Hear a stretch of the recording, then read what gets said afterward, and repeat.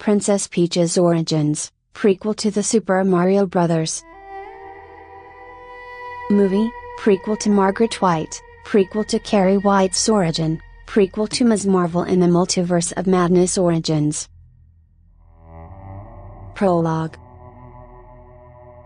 Princess Peach was from a family of royalty from another kingdom and was sent to the Mushroom Kingdom because her family wanted her to be somewhere safe from potential danger or threats. Chapter 1. Princess Peach got sucked into a warp pipe. Moments later, Princess Peach begins coming out of a warp pipe.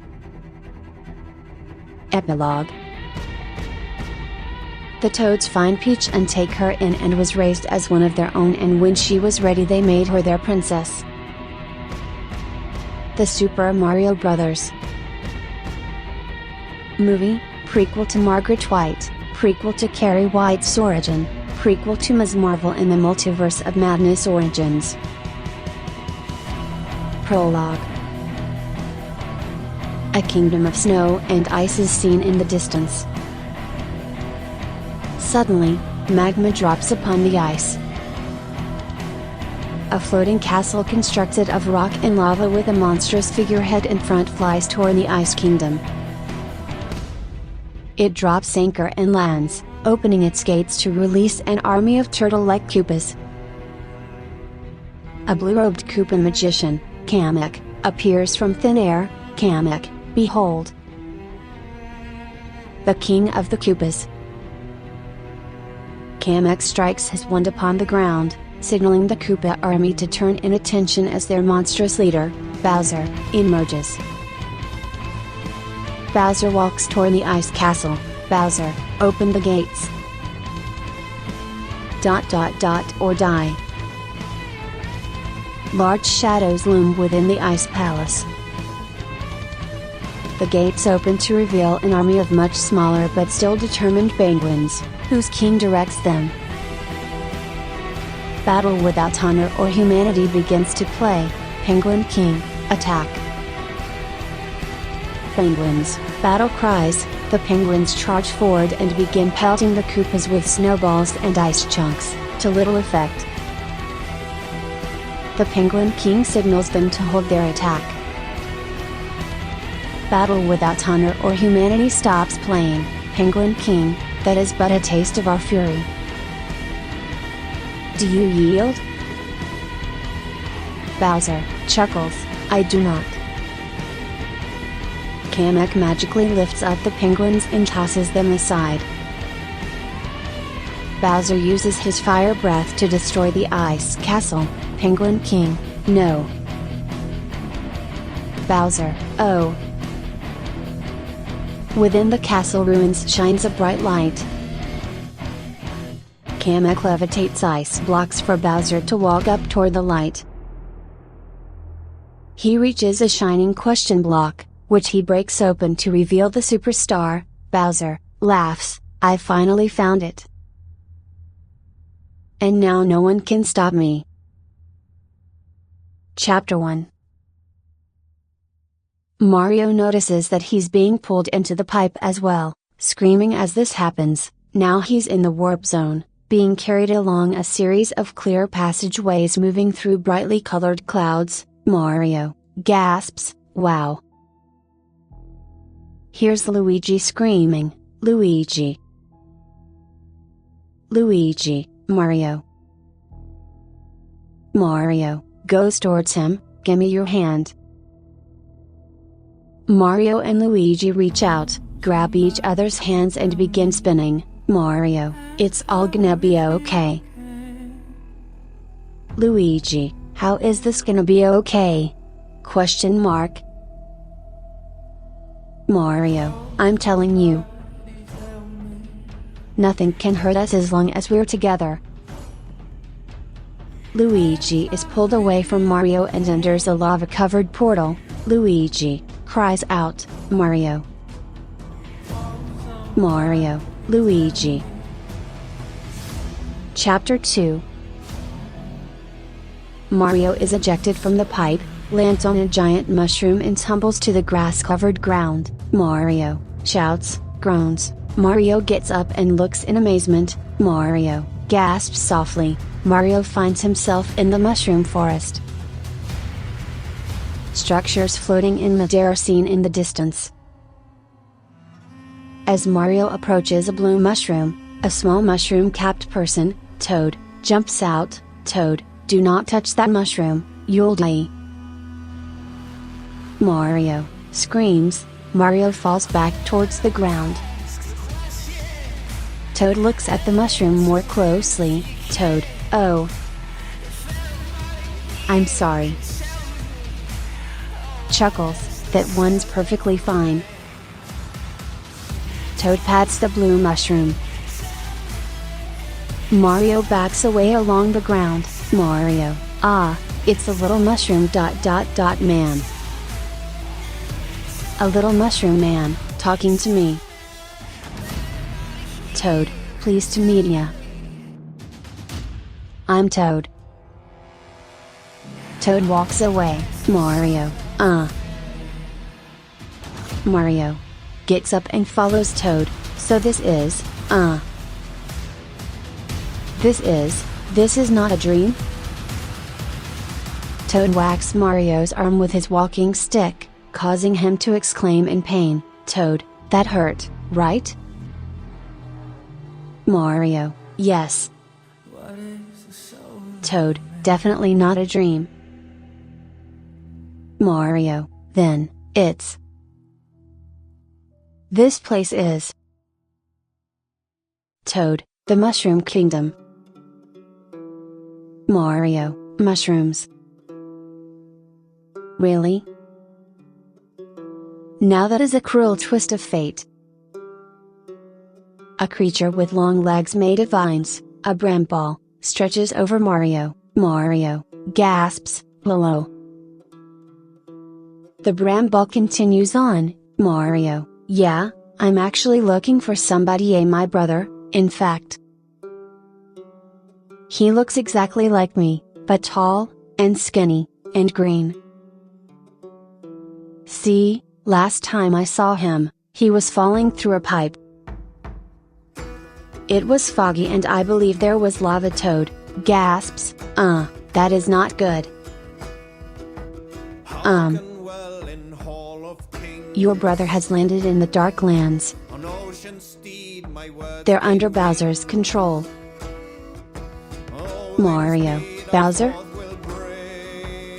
Toad, he's the most evil, wretched creature alive. Toad sticks his walking stick into a mushroom and pulls himself and Mario up. Toad, I'm taking you to see the princess. She can help. She can do anything. Mario, princess? Gasps. In the distance, Mario sees a magnificent white and red castle surrounded by a large town. Toad, come on, Mario. Our big adventure begins now. Mario, hang on, Luigi. Mario and Toad jump across mushrooms toward the castle. Scene cuts to a dark forest, where Luigi pulls himself up off the ground. Luigi groans, gets the bag of tools. Mario? Where are you? A branch snags him, then stumbles near a lava stream but runs across. He bumps into a tree, then gets attacked by bats, grabs his flashlight then continues. He hears something, then sees and gets attacked by dry bones. He hits a branch and flies toward the dry bones, dismantling him. Ha, ha. Yes. You just got Luigi'd. Dry Bones gets reassembled as more arrive to get Luigi. Luigi escapes into a fortress. Just when he thought he was safe, a group of shy guys and a Sniffet stands in the shadows. Luigi screams in the dark. Chapter 3. Mario and Toad arrive at the Mushroom Kingdom's town of Toads. Toad, this way, Mario. The princess lives right on that hill. Leads Mario through the city. Excuse me, everybody, coming through. Got a big adventure happening right now. Just clear a path for us. If I could just. Excuse me. Mario, here you go. Toad, loudly, excuse me, everybody, coming through. This guy's brother is going to die imminently. Out of the way, please. Normally, to Mario, just trying to clear a path. That's all I'm doing. He's gonna be fine. Chanterelle. Chanterelle, morning. Toad, nice to see ya, bud. Clicks, Yellow Toad, does this thing work? Antiques Toad, yes, works great. You just have to blow into it. Toad, and, up we go. Mario, wait, up? Grunts, Mario quickly gets on the platform, which takes them up. The gate opens in front of them, Mario follows Toad on a moving platform. Toad hops onto the next platform, Mario missed the jump but grabbed onto the edge. Mario gets up and breathes heavily, before running after Toad. Toad continues running through the kingdom, and whistles to Mario, who was waving at a Toad, to get his attention. Mario gets off the rising platform and follows him onto bricks that float above. Mario tries not to fall, Mario, pants, whoa. Okay, so these bricks are just floating here? Toad, just pop in this pipe and we're on our way. Mario, oh. Toad, it's the only way to fly, man. Laughs, woo. Mario, oh, wow. Love these pipes, yelps, Mario gets sucked into it. He yells as he gets dragged across, hitting every corner, while Toad was having a smooth ride. Toad, woo. Mario, grunts, Toad gets out of the pipe and jumps in another. Mario comes out next but gets confused on which pipe Toad took. He gets in the wrong pipe and comes out of another. Mario, huh? He tries other pipes but repeatedly ends up in the same place. The camera zooms out to see even more pipes. Mario, come on. Mario finally comes out of the correct pipe at the top of the hill. He looks completely worn out. Mario, oh. Tumbles onto the ground. Toad, here we are. Palace doors. Bing bang boom. Mario gets up, and straightens his hat, while staring in awe at the castle. Come on. Laughs, whoa. Mario, quietly, whoa. Toad, pretty impressive, am I right? Blue Toad guard, hold it right there, you too. Mario, oh, hey. I need to see the princess. It's an emergency. Blue Toad guard, beat, what princess? Yellow Toad guard, I've never heard of any princess. Blue Toad guard, oh wait, I did. Our princess, though, is in another castle. Yellow Toad guard, oh yeah, that's right. Blue Toad guard, you should try another castle, maybe. She ain't in this one. Mario, huh? Toad, okay, So they're messing with you. And I don't like it. Takes out his frying pan, screaming a battle cry, places his camping equipment down, and makes food for them, much to Mario's confusion. What do you guys, what do you wanna eat? Anything your heart's desire. Whispers to Mario, go to the guards, and we're gonna scramble it up. Toad guards, laughing, purple toad guard, gasp, green toad guard, hey. Intruder. Mario, panting, green toad guard, stop him. Toad guards, stop him. After him. Go. Stop him. In a large room, a council of toads are gathered around a hologram that opens from the ground. The hologram shows a world map, displaying all the islands, including Bowser's ship. Toad General, Council, your attention. Bowser has found the superstar and is headed toward our kingdom. Its power will make him invincible. We will be destroyed. All the toads gasp, a green toad faints, yellow council toad, princess. What are we gonna do? Peach, I will not let him hurt you. Gets off her throne and walk down the stairs, we are going to stop Bowser. Yellow council toad, how? Look at us. We're adorable. Makes a puppy face, followed by others. Peach, I'm going to convince the Great Kong army to help us. Together, we'll annihilate that monster. Toad General, their Mad King doesn't make alliances. The Kongs will never agree.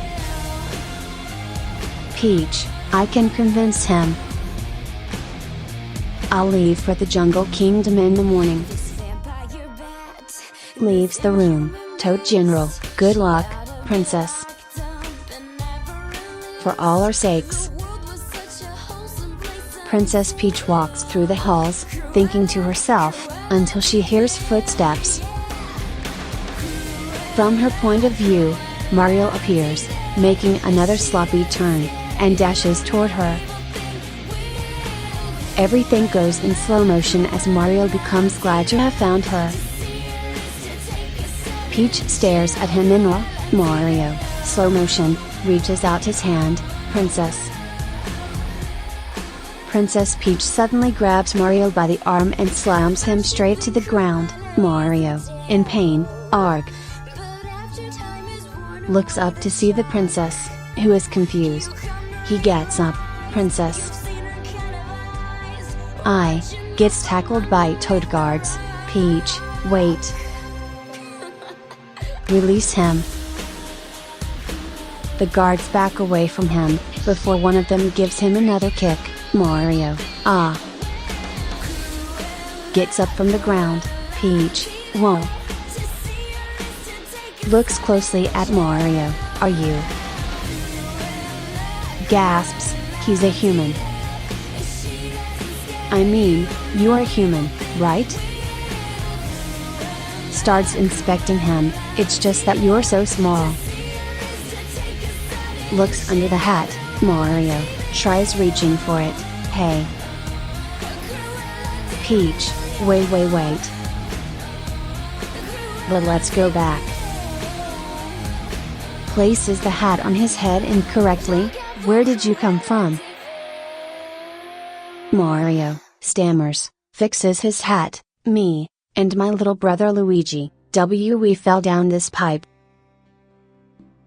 And now he's lost us somewhere in the dark lands. Peach, then it's only a matter of time until he's captured by Bowser. But you're in luck. I am on my way to stop him. Mario, well, take me with you. Peach, this guy's a lunatic. A psycho. He will eat you for breakfast. He won't even notice it, probably, 'cause you're very, very small. Mario, you know what? Make fun of me all you want. But you are gonna help me find my brother. Princess Peach gives a stern look, please. Peach, expression changes, okay. Let's see what you're made of. Mario, is that a yes? Peach, number. That's a let's see what you're made of. Chapter 4. Princess Peach leads Mario to the balcony where it floats over to a middle of a lake, where a giant block appears, and as it opens, the training course appears, filled with many replicas of items appearing in the game. Peach, if you can finish this, you're coming with me. Watch and learn. Goes through the training course without any issue. Mario, that was amazing. Wait. How am I supposed to do that? Peach, with the power-ups. They give us special abilities. Peach hits a block with a super mushroom inside. It lands on Mario's hands. Mario, ugh. Really? Peach, go on. Eat it. Mario, ugh. Brings the mushroom up to his mouth trying to eat it. Now does this has to be a mushroom? 'Cause I just hate mushrooms, and Princess Peach glares at Mario, okay, okay. Determined grunt Mario again brings the mushroom up to his mouth. Are you sure there's not like a Peach? Grabs the super mushroom and force feeds Mario, down the hatch. Yup, there it is and all gone. Mario, gags, huffs, oh, not cool. Mario's body begins to shimmer, huh? Mario's hand suddenly grows large and hits him in the nose, oh. Mario's feet grow as well, whoa. The rest of Mario's body grows, retaining his proportions but now standing as tall as Peach. Mario, whoa ho ho. I'm tall. Peach, and strong. Mario jumps up and punches a floating brick block, destroying it, and you can jump. Mario chuckles, oh, I got this. No problem. Runs on to the training course jumps, woohoo. Begins to fall screaming, Mario crashes through brick platforms and lands in the water below. A warp pipe pulls him in and ejects him back onto the platform. Peach, oh, yeah. When you get hit, you lose the power. Peach hits the question block again and produces another super mushroom. Mario, great. Mug. Eats the super mushroom, and grows big again. Peach, come on. Try again. Holding out for a hero blaze as Mario makes multiple attempts to make it through the course, the last being the most successful but ultimately ending in failure. Peach, well. We have a long journey ahead of us, mustache. Mario, but I didn't make it. Peach, you almost did. No one gets it right away. Mario, how many tries did it take you? Peach, oh. Chuckles, so many. I was not good at it. Worse than you. Smiles at him, Mario, you got it right away, didn't you? Peach, I got it right away, but I grew up here. Mario, okay, now you're just trying to make me feel better. Peach, no. No. Is it working? Mario, a little bit, yeah. A Koopa rock band is performing, Bowser, my army. Koopas. Goombas. Goombas, snarling, Bowser, whatever those things are. Spinous, dejected sighs, Bowser, after years of searching for the superstar, it is finally ours. Bowser's army, yeah. Bowser, I am now the most powerful turtle in the world. Bowser's army, yeah. Bowser, soon, we will arrive at the Mushroom Kingdom. Bowser's army, yeah. Bowser, where after years of being sworn enemies, I will ask their princess to marry me in a fairy tale wedding. The troops pause in place. One Koopa weakly pumps his arm, Koopa Troopa with spear, yeah. Koopa, did he say marry their princess? Minion, distant, doesn't she hate you? Bowser, of course she hates me. But that makes me love her all the more. Her heart-shaped bangs, the way she floats in the breeze, her removable tiara. And when she sees this star. Oh ho ho ho. Wedding bells. Koopa Troopa with spear, well, what if she says no? The speaking Koopa is engulfed in Bowser's flame and turns into a dry bones. Bowser, then I will power up with this star and destroy the Mushroom Kingdom. Bowser's army, yeah. Bowser, so prepare yourselves for the best wedding ever. IT's gonna rock. Chapter 5. Luigi gets captured by Shy Guys and a Sniffet. They take Luigi to a balloon. During the flight, Luigi remembers his childhood where he is frightened by a bully. Then Mario, as a baby, stops him. The scene again cuts to Peach's castle. Horns play a fanfare as Mario and Peach exit the castle to a crowd of Toads. Mario gasps, Toads, cheering, Peach, they're all counting on us. No pressure. Mario and Peach pass through the crowd, who give Mario curious looks, Toads, cheering, Mario, nervous chuckle. Mario and Peach stand next to the warp pipe, Peach, my Toads. Our days of terror are almost over. With the help of the Con Army, we will stop. A blue Toad raises his hand, causing Peach to stop mid-movement. Blue Toad, Who's he? Mario, nervous chuckle, Peach, beat, he's not important. The Toads start cheering again as Peach enters the pipe. Mario weakly waves goodbye and is also pulled in.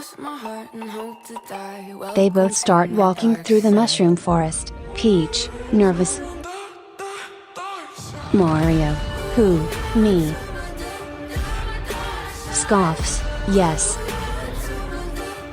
A little. Peach, giggles, Toad dances up behind them, Toad, ATM superscript A, we're going on an adventure. ATM superscript A, normal, come on, guys. Scatting, hey, Mario. Peach turns to Mario, Peach, you know this guy? Mario, Toad, we're best friends. Mario, but are we? Toad hold up his finger to Mario and turns to Peach, Toad, don't worry. Emphatically, I will protect you. Peach, a Toad brave enough to join me. Toad, I fear nothing. Peach, well that settles it. You're coming with us. Let's move. Peach and Mario run off. Toad grabs a Bitty Bud and spins it around. Toad, ha ha ha. ATM superscript hey, I said we're going on an adventure, woo. ATM superscript hey. Toad tosses the Bitty Bud behind him and runs after Peach and Mario. Bitty Bud squeals. Mario, Peach and Toad travel through various lands. They end up looking over a mist-covered mountain range. Peach, pretty incredible, huh? Mario, Mamma Mia. Peach, I'll never let anyone ruin this. Stars appear as Bowser plays a piano on a floating rock platform. Bowser, ATM superscript A. Peach, you're so cool. And with my star, we're gonna rule. Peach, understand. I'm gonna love you till the very end. Peaches, peaches, peaches, peaches, peaches. Peaches, peaches, peaches, peaches, peaches. I love you. Oh. Peaches. Peaches ATM superscript A. Kamek teleports in. Kamek, sire? Bowser, breathes in, what? Kamek, the report from our intelligence. A mustachioed human has arrived in the Mushroom Kingdom. Bowser, snorts, Kamek, the princess has been training him. They are up to something, sire. Bowser sits in silence, then pats the bench seat next to him. Bowser, sit. Jam with me. Bowser and Kamek begin to play a song together. Bowser, this, human. Where did he come from? Kamek, we aren't sure? Bowser, does the princess like him? Kamek, sire. Look in the mirror. You have nothing to worry about. Bowser, I know that. I'm not threatened.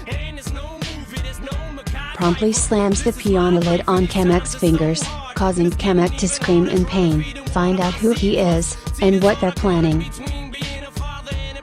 Kamek, groaning, I'm on it, sire.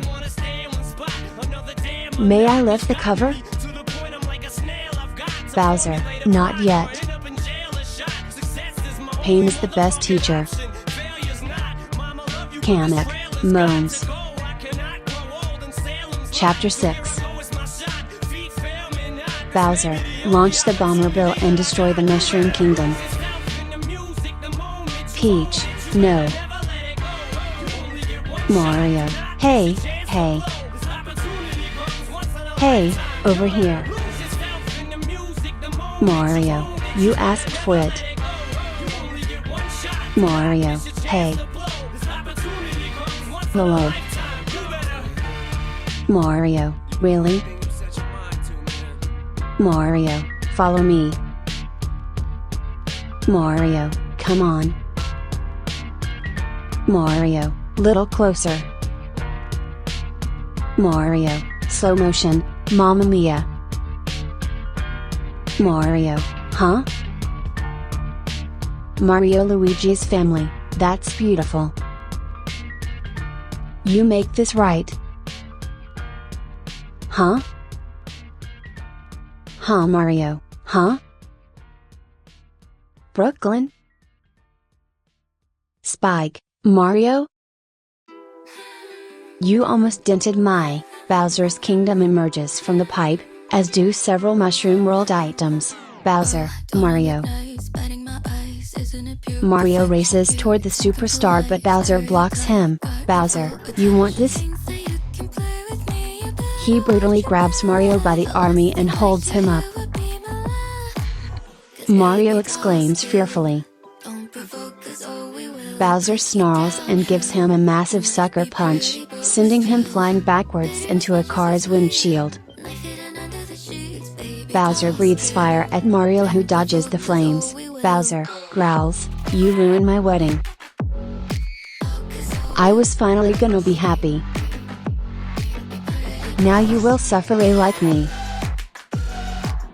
With a mighty wag of his tail, Bowser blasts Mario into the Punch-Out Pizzeria. Bowser, you really thought you could stop me? You worthless, weak little nothing.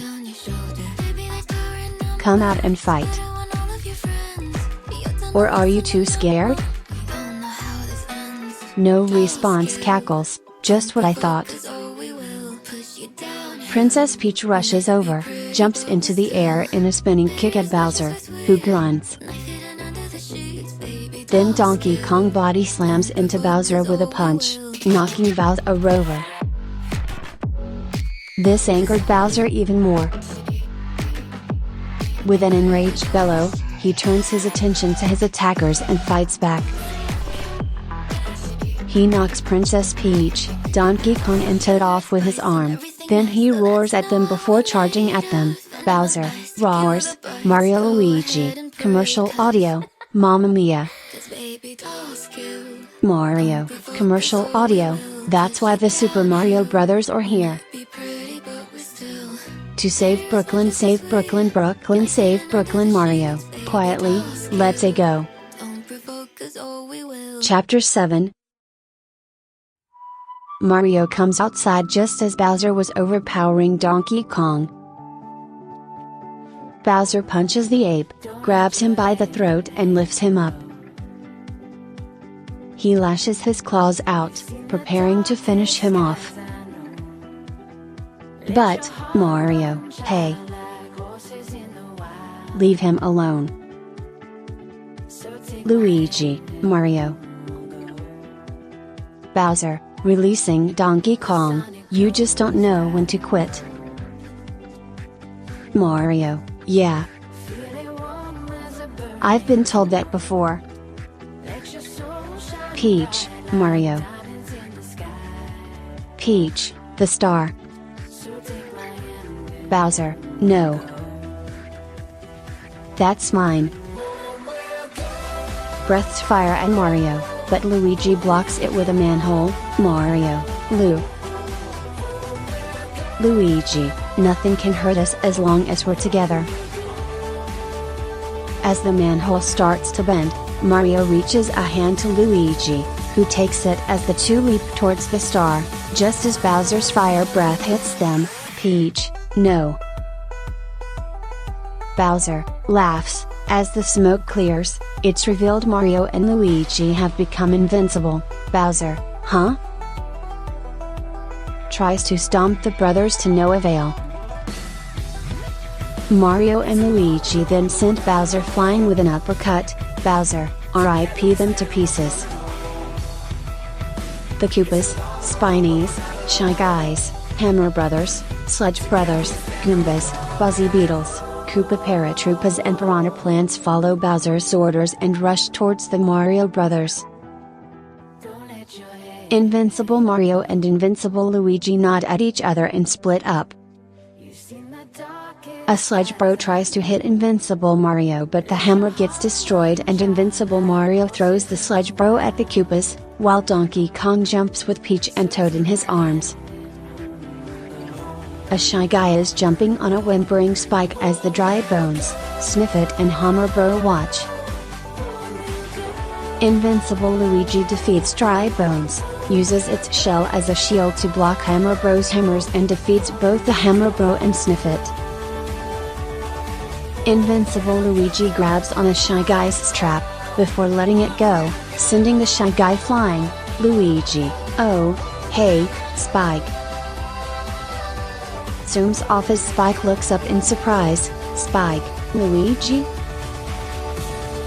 Invincible Mario and Invincible Luigi run side by side and zoom into the Koopa army, defeating them, the Spinies, Hammer Brothers, Piranha Plant, Shy Guys, Buzzy Beetles and Goombas. Invincible Mario and Invincible Luigi jump on the Bullet Bills and Paratroopas, defeating them. The scene goes into slow motion as the Mario Brothers' parents are awed by Invincible Mario and Invincible Luigi. Time goes back to normal speed as the Piranha Plant traps them both with its jaws, much to the parents' horror. But Invincible Mario and Invincible Luigi break free from the Piranha Plant as the Mario Brothers' parents are more awed than ever. Mario Luigi's father, Mamma Mia. Bowser throws a car at them, once again to no avail, as Invincible Mario and Invincible Luigi grab a power line like a trapeze and kick him. Bowser tries to crush them, but Invincible Mario slides underneath him and throws him on the ground. Invincible Luigi headbutts Bowser and uses the mushroom as a trampoline. Invincible Mario uppercuts and bicycle kicks Bowser as Invincible Luigi throws a block at him, causing the Koopa King to collapse. Invincible Mario and Invincible Luigi grab Bowser by his tail, spins him around, and tosses him up in the air. Invincible Mario and Invincible Luigi jump up high and punch Bowser, sending him to the ground, causing a giant crack on his castle. Invincible Mario and Invincible Luigi front flip and prepare the finishing double curb stomp.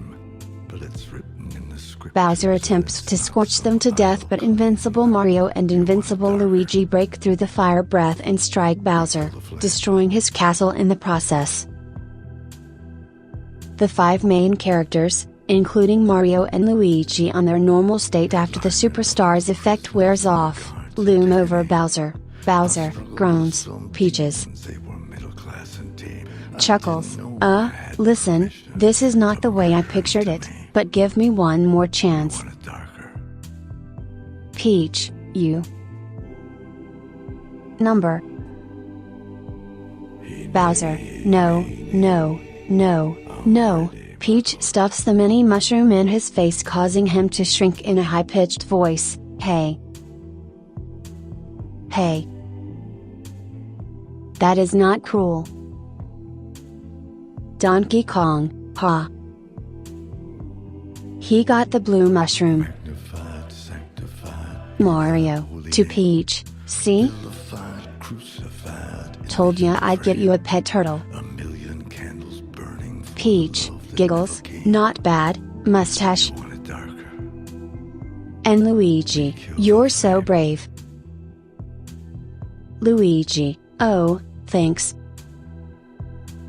Yeah, it's kind of my thing. Mario Luigi's mother, she and Mario and Luigi's father arrive. Ah, my boys. My heroes. Embraces the brothers, Mario Luigi's father, woohoo. Mario. You were amazing. Laughs, Mario, thanks, Dad.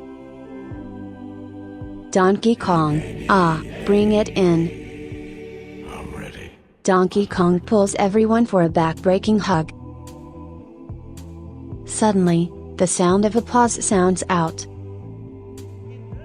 Everyone turns to see the entire populace, including Mario and Luigi's family, Francis, his owners, and even Spike cheering for Mario and Luigi. Spike, let's hear it for the Super Mario Brothers. The populace continues to cheer the brothers on. Mario Luigi's father, these are my boys.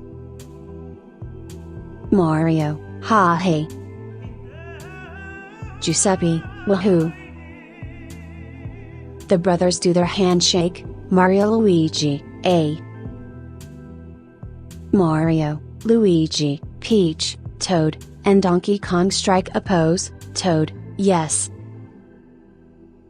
The five appear in a newspaper with the headline Brooklyn Saved, tacked onto a bulletin board in Mario's bedroom. Mario yawns, stretches. Mario and Luigi get dressed, collect their tools and walk out a door into the Mushroom Kingdom, where they now live. Green Toad, morning. Yellow Toad, hello. Mario and Luigi race each other to a warp pipe and jump in. Lumily drifts into view. Lumily, now that's a happy ending. Or is it? Because everything's over now. And all that's left is you and the infinite void. Beat, kind of makes you want to play saxophone, huh? Lumily pulls out a saxophone and begins to play. Epilogue. At one point, Bowser plays his piano once more. Bowser, ATM superscript A Mario, Luigi and a Donkey Kong, 2. 1,000 troops of Koopas couldn't keep me from you.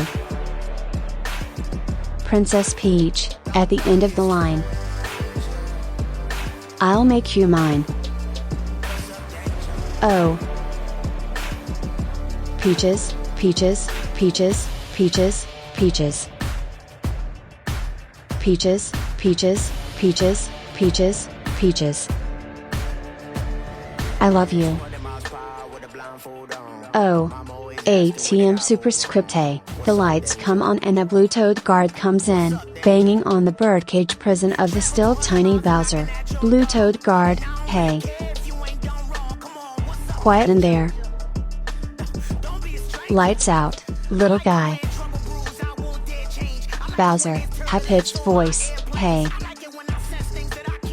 You can't treat me like this. Do you know who I am? I am Bo. Down in the Brooklyn sewers, an egg with green spots lays among the rubble and begins to hatch. Yoshi, Yoshi. Margaret White, prequel to Carrie White's origin, prequel to Ms. Marvel in the Multiverse of Madness Origins. Prologue.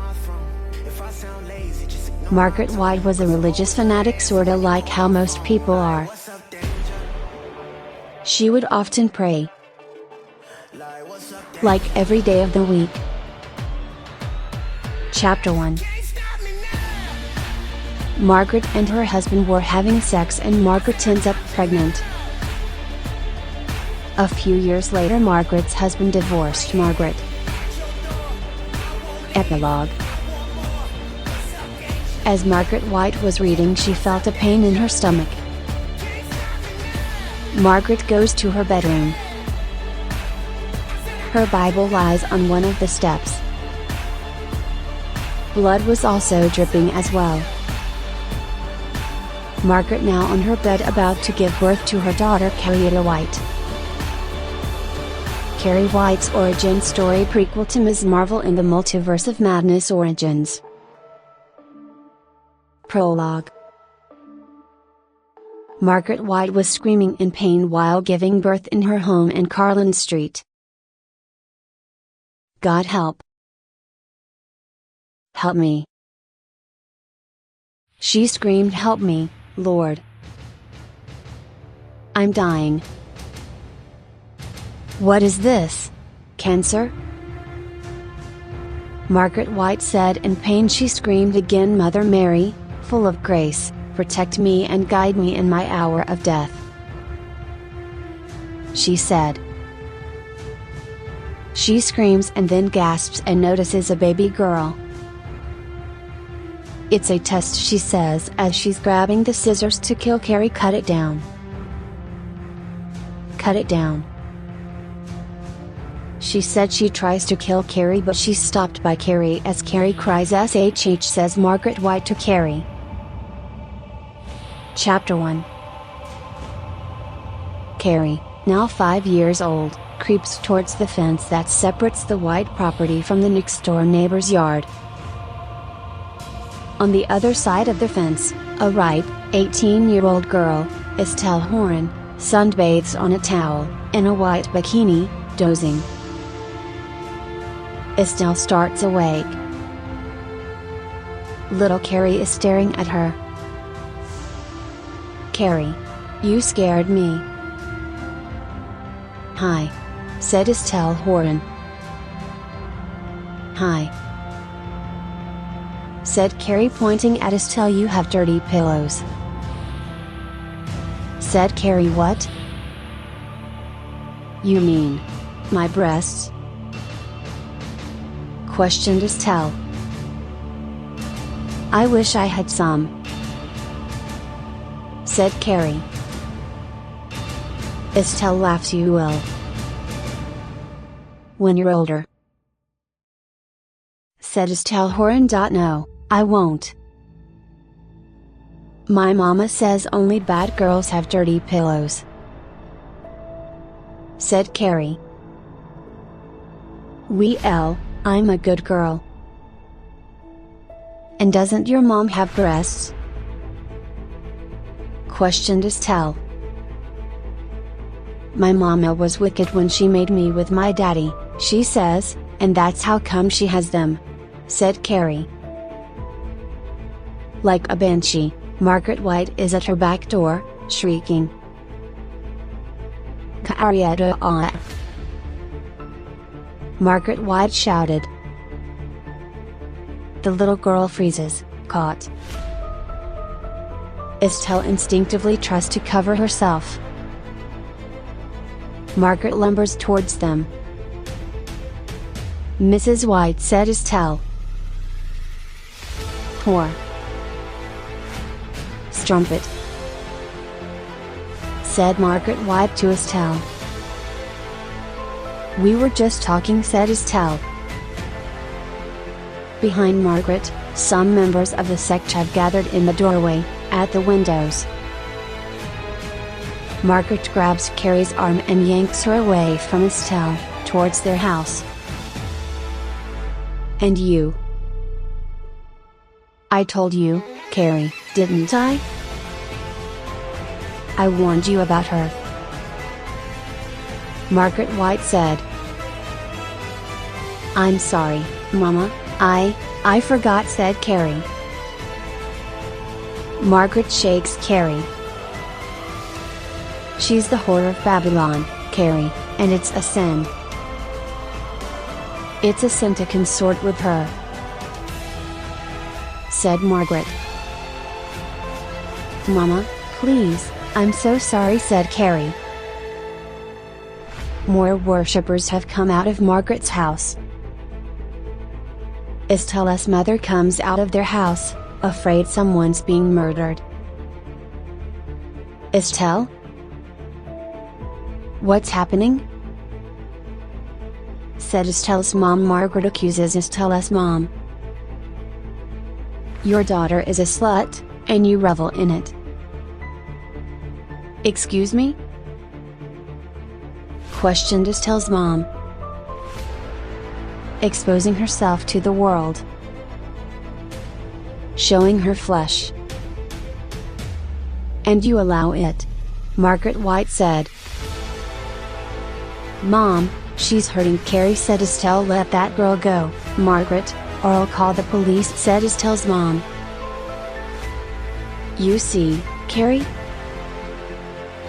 You see how they are? How they threaten," said Margaret White. Carrie sobs. Mama," said Carrie. The cacophony builds, with Margaret, Estelle, and Estelle's mother all yelling, the worshippers staring, Carrie wailing as Margaret drags her back towards the house. Suddenly a pebble falls from the sky and hits the white roof, bouncing off it. Then another one. Margaret stops shaking Carrie, looks up. A third rock hits the back steps. "Estelle, get over here now," Estelle's mom said.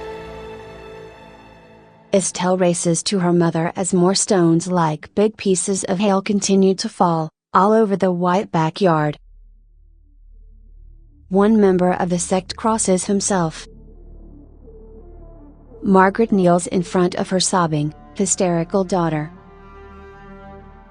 "Stop it, girl. You stop it right now,"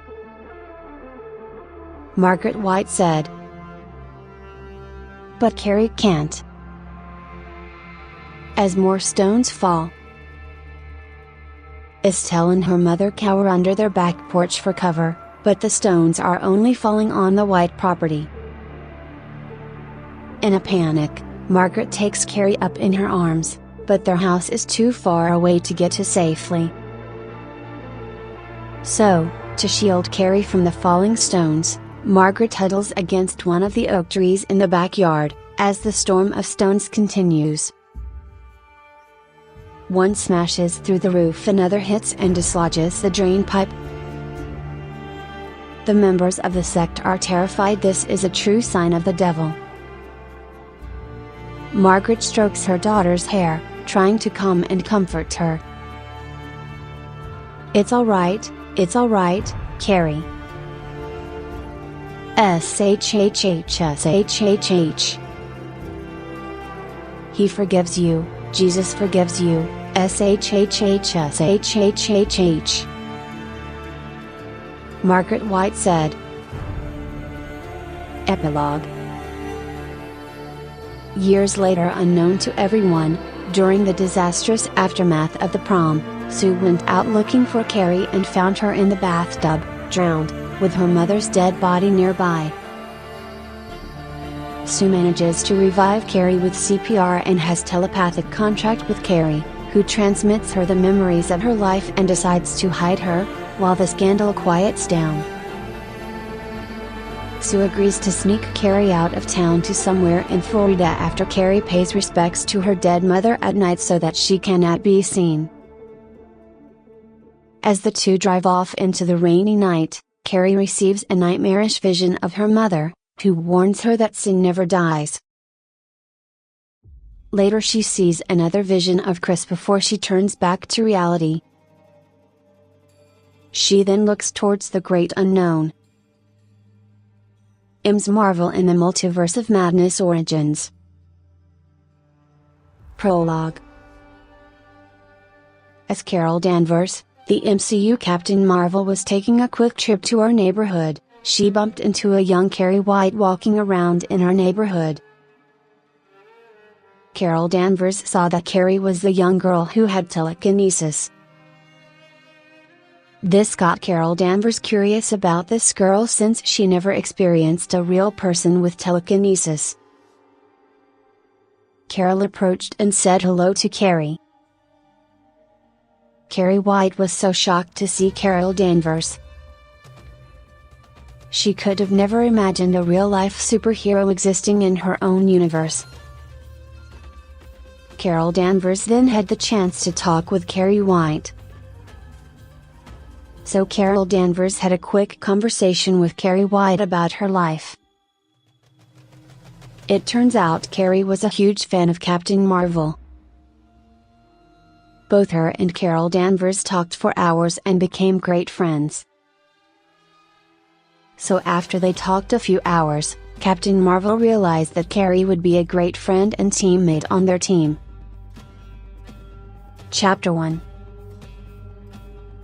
It is currently the day after Carrie and Carol Danvers met and talked for some time. Carrie White is walking back to her home when suddenly she sees Captain Marvel waiting for her at her front door. So Captain Marvel decides to tell Carrie that she'd be a perfect member of the Avengers. Carrie White was so excited. She never imagined being one of the Avengers and having the chance to be a part of it. So Carrie then tells Captain Marvel that she'd be happy to be a new and useful member of the Avengers. So after talking for a few hours, Captain Marvel offers to take Carrie White to the Avengers base. So Captain Marvel introduces her to the other Avengers such as Spider-Man, Black Panther, Iron Man, Captain America, and more. Carrie White is so excited that she met some of the most awesome heroes ever. So Captain Marvel and Carrie White finally meet the other Avengers. So Carrie White and Captain Marvel are now part of the Avengers. Epilogue. One day while Katie was walking down the street, Katie sees a girl that appears to be wearing one of those beautiful fangirl cosplay costumes for the MCU's Captain Marvel character. So Katie goes over to see the awesome cosplay costume. And also sees a teenager wearing a prom dress. So Katie meets with the girl with the awesome cosplay costume. So Katie sees that the girl is also wearing a Captain Marvel wig and other Captain Marvel themed gear. So Katie and the two girls get to know each other. So after meeting each other, the three decide to be best friends forever and the three become a dynamic trio. So after Katie, Captain Marvel, and Carrie White all become a trio of new friends, their friendship lasts forever. Ms. Marvel in the Multiverse of Madness. Prologue. Captain Marvel was saving the Earth, fighting bad guys, even survived death, and helped the Avengers defeat Thanos. And has also done cocaine and nearly died from it, and meanwhile on Earth Kamala decided to take a nap, even drew pictures of her idol Captain Marvel, and was also watching Ape of M3 again, and then watched Cocaine Bear. Chapter 1. Kamala was relaxing on her bed until she accidentally swapped places with Captain Marvel. "Oh no," Captain Marvel said. She rushes to try and find Ms. Marvel. Meanwhile, Kamala kept swapping places with other people across the multiverse just to get home. Kamala ends up encountering a female android with blonde hair. She introduces herself. "Hi, I'm M3 again," she said. "Hi, M3 again, I'm Kamala," Kamala said. All of a sudden Kamala hears a whistle. It was Mai, and Mai was about to die. "Shit," said M3 again. "M3 again, what about me? I'm trying to find my way home and I need your help," Kamala said. "Kamala, look, you need to help me because if I die then there's no M3 again for this universe," M3 again said. "We have to figure out how to get you home," Kamala, M3 again said. Chapter 2. Meanwhile, back on Earth 199,999, Captain Marvel thinks of how to find Kamala. She goes and checks in the Stephen King multiverse and asks Carrie White to help. "Carrie, I need your help," said Carol. "What do you want me to do?" Carol said. "Carrie, you need to help me find Kamala," Carol said. Meanwhile, Kamala and M3 again go to Fall Universe. "Shit, why are we 2,000 feet above ground?" Kamala said. "Oh no, M3 again said in fear. "We gotta get the fuck down or something," Kamala said. That same death whistle can be heard again. It was Mai and is trying to kill M3 again for cursing her with the trauma entity. "Run," M3 again shouted. "You fucking asshole, I'm gonna fucking kick your fucking ass," Mai said. Mai kicks M3 again's groin. Chapter 3. Kamala grabs M3 again, saving her. "Thank you, Kamala," M3 again said. "You're welcome," Kamala said. Meanwhile, Carol and Carrie look through finding Kamala and check and see if she is in this universe, and Katie tells them that M3 again and Kamala went to a different universe, saying that they were trying to get Kamala back home. Meanwhile, M3 again and Kamala figure out that someone is after Kamala. "Kamala, I think your idol is after you. Believe me, Katie texted me that stating that you need to go with her," M3 again said. "No, I rather do it with you," Kamala said. "Carrie, Katie, and Captain Marvel arrive to Kamala and M3 Gan's location. "Kamala, what the fuck were you thinking, asshole?" Captain Marvel said. "Well, I was trying to get home," Kamala said. All of a sudden a portal opens and out pops Charlie McGee, Pennywise, Esther Coleman, the Gunslinger, Ellie Creed, Sarah, Ming, Jigsaw, Leatherface, Pooh, Piglet, the Children of the Corn, Chucky, 2019, the Death Angels, Jack Torrance, the Cocaine Bear, Annabelle, Doris, America Chavez, and Death appear. "Holy cow, that's a lot of people that we have on our team," M3 Gan said. "I know, right, M3 Gan," Kamala said. Ming shows up in her red panda form and then they fight. My poofs into her red panda form. She tries choking Mai, but Mai escapes, killing Ming in the process. "Damn it," M3 Gan said. "You need to listen to your parents," Mai, M3 Gan said. All of a sudden Wednesday and Enid show up and Wednesday sees a vision that could possibly help them. "Look, here's how to do it. I'm going to try and distract her." M3 Gan, "I need your help with it." "All Stephen King characters, I need your help with this." "Pennywise, I need you to lure Mai." "Carrie, I need you to telekinetically lift Mai." "Ellie, I need you and Esther Coleman to annoy Mai." "On my signal, Charlie McGee, I need you to burn my." "Captain Marvel and Kamala, I need you to help Enid out with defeating Mai," said Wednesday. "So this plan should help save the multiverse, right?" M3 Gan said. Suddenly Sarah shows up. "What do you want me to do?" Wednesday said. "Sarah. Shoot Mai," said Wednesday. Enid begins by biting Mai's legs off. Ellie Creed and Esther Coleman annoy Mai. Pennywise lures Mai. Carrie lifts Mai with her telekinesis. Kamala breaks Mai's left arm. And Captain Marvel breaks Mai's right arm. Wednesday chops Mai in half. M3 Gan chops Mai's head off. "There, we did it," M3 Gan said.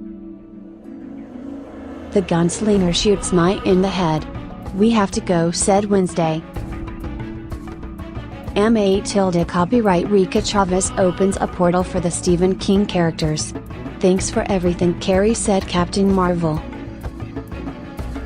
America Chavez opens a portal for M3 Gan and Katie. "Thanks for everything," Kamala said. M3 Gan. M8 copyright Rika Chavez opens a portal for Esther Coleman. "Thanks for everything," said Esther. Epilogue. America Chavez opens a portal for Sarah. "Thanks for everything," Sarah said. America Chavez opens a portal for Kamala. She gives Captain Marvel a hug, thanking her, and then leaves. America Chavez opens a portal to space and Captain Marvel enters and thanks America Chavez and then leaves. America Chavez opens a portal back home. Ms. Marvel in a universe of her own. Prologue. Ms. Marvel is in a city with her family. She decides to ask her mom if she can watch the Hulu original series Castle Rock. "Mom, can I watch the Hulu original series Castle Rock?" asked Kamala. "Castle Rock?" questioned her mom. "What the fuck is Castle Rock?" asked Kamala's mom. "It's based on the Stephen King multiverse. It has Bill Skarsgård and Sissy Spacek in the series. And Annie Wilkes appears in the second season but not voiced by Kathy Bates. Plus it also explains more of Annie Wilkes' backstory before the events of Misery." Kamala explains to her mom. "Sure, Kamala," said Kamala's mom. Chapter 1, Ms. Marvel's Day Out. Ms. Marvel is walking through town.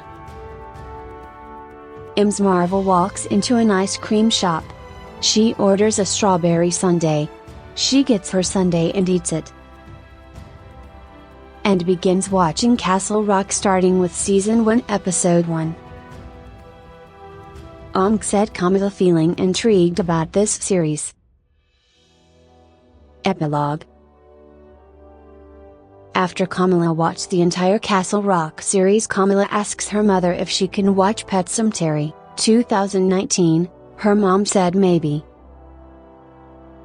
Kamala puts the trailer for Pet Sematary, 2019, on to show her mom what she means by Pet Sematary remake. Her mom now ends up having nightmares about her ancestors haunting her, telling her that she shouldn't have shown that trailer and that they knew she might end up having nightmares about the dead trying to kill her.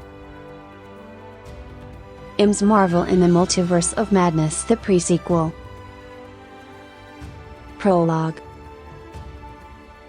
Kamala begins to have visions about a pet cemetery and sees a cursed burial ground and begins to sense something off about this.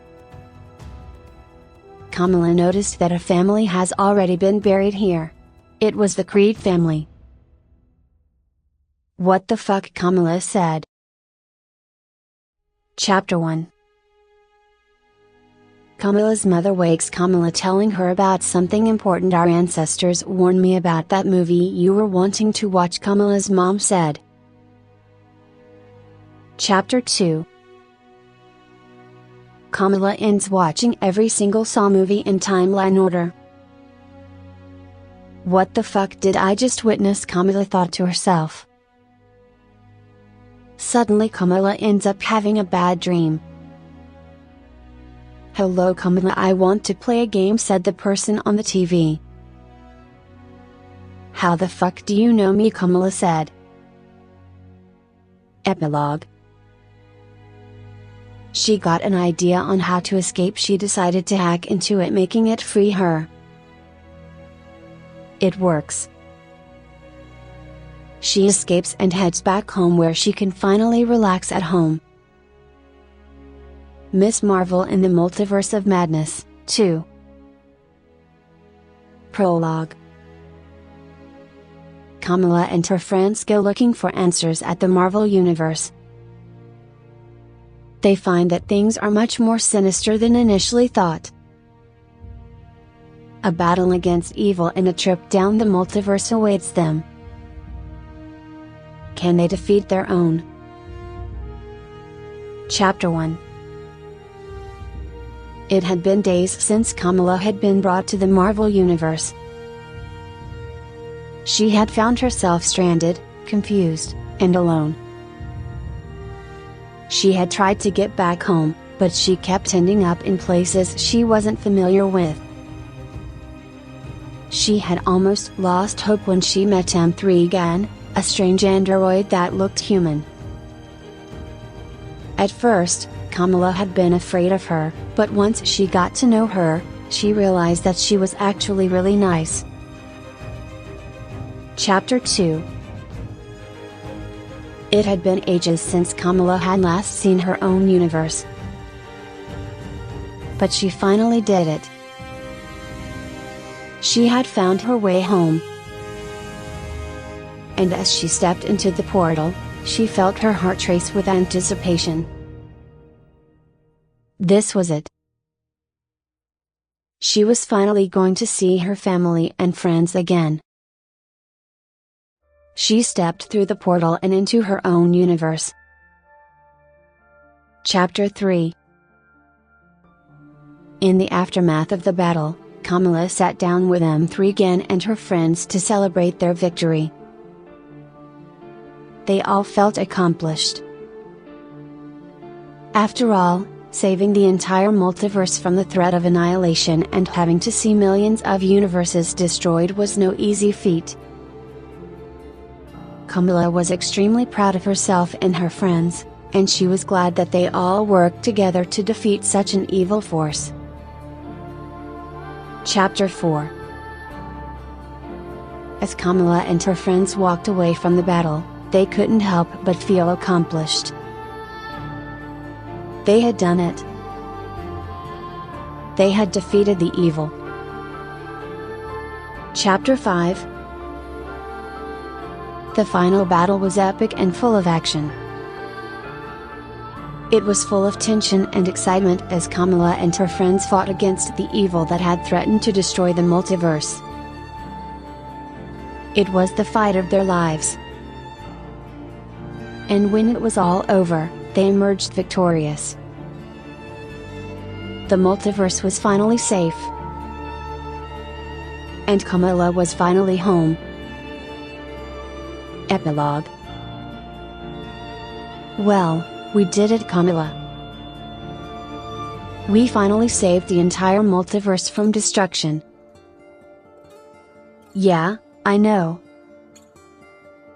It sure was rough, but in the end, I think we did a good job.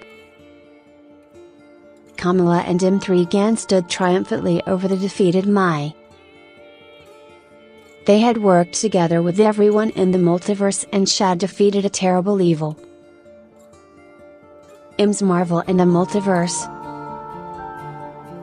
Prologue. After defeating Mai and the terrible evil, something supernatural happens in her home. What is going on? Camilla thought in fear. Mom, Camilla said. Suddenly Camilla sees a ghost hanging her mom, Camilla shouted. Suddenly Camilla wakes up and realizes that she began having a vision about something that her mom died. Chapter 1. Camilla rushes to save someone from being dead, but her keeps doing something to her and doesn't know what is causing it to happen. What is wrong with me? Why can't I do anything right? Camilla thought to herself. Is it because they are warning me about something bad that is going to happen? Camilla thought. Is it because of those Stephen King novels? Camilla said. Chapter 2. Camilla called M3gan asking for her help. M3gan rushes in asking what she needs for some stupid reason. You were listening to Stephen King novels again, weren't you, Camilla? M3gan said. Yes, Camilla said. What one? M3gan said. Carrie, Camilla said. Great guess, Carrie. Ruined prom for you, M3gan said. Epilogue. M3gan gives her advice that whenever she is listening to or watching something Stephen King related, Camilla needs to not do it all at once and do it in small increments. M's Marvel into the Multiverse of Madness. Prologue. Camilla notices a warp pipe and calls M3gan to come down here and to get the others. M3gan and the crew come to Camilla. Camilla, what is it? M3gan said. I don't know, Camilla said.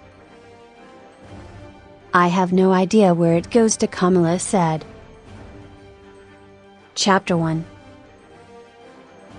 Camilla suggested that would go through and see where it takes them. Oh crap, Wednesday, why am I floating? Enid said. All of a sudden Enid disappeared. Enid, you alive? Wednesday asked. Well, I guess we should go and find out ourselves, M3gan said. They all enter the warp pipe. Chapter 2. Enid screams. Wednesday comes and grabs hold of Enid's hand. You're going to be okay, everything is going to be okay, Wednesday tells Enid.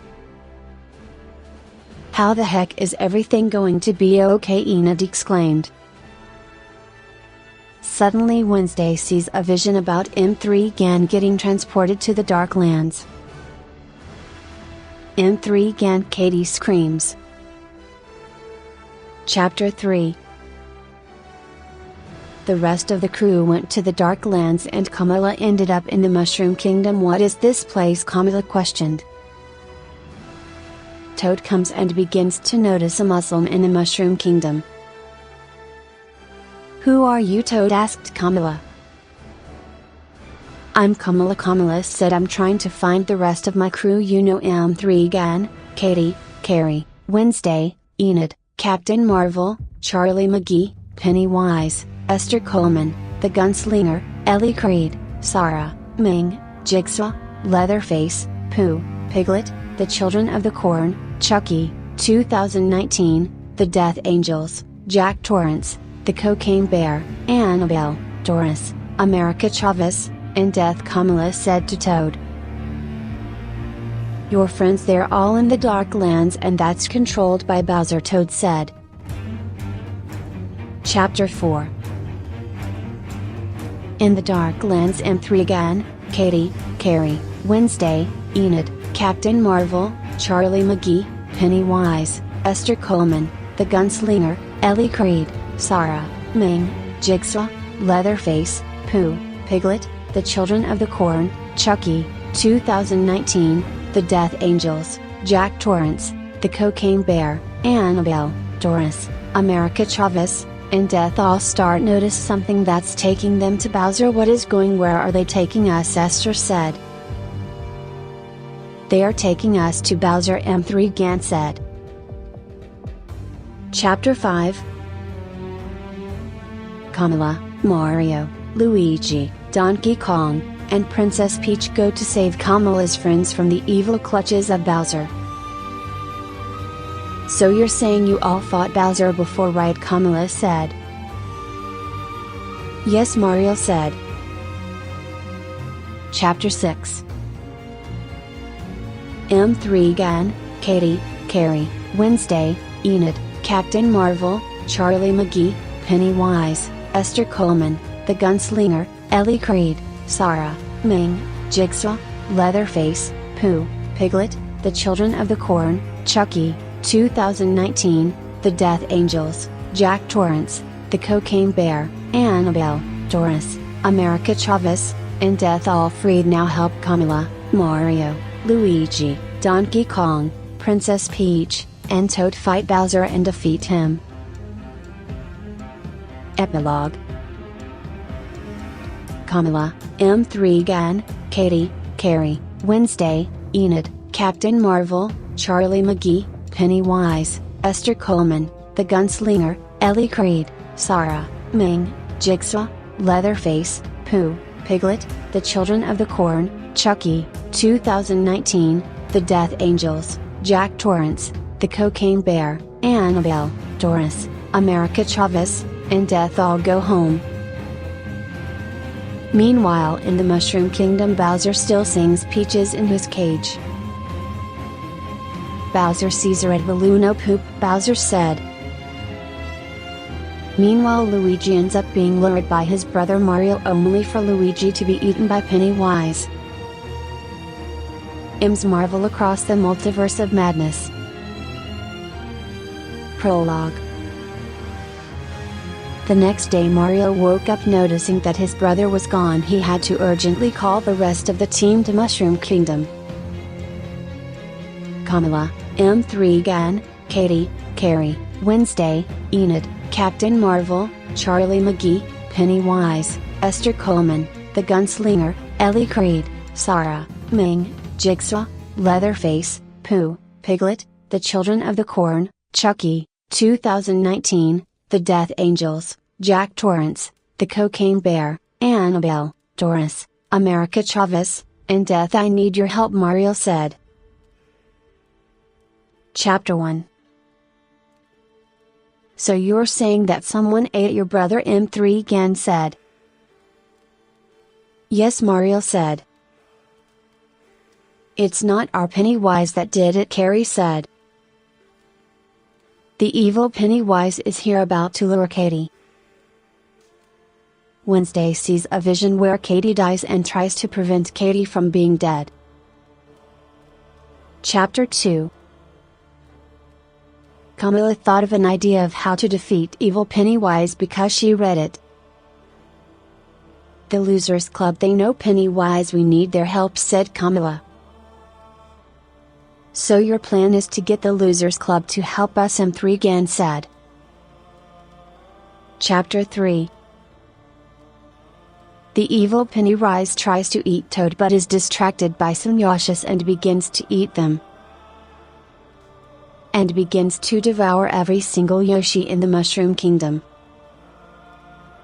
Epilogue.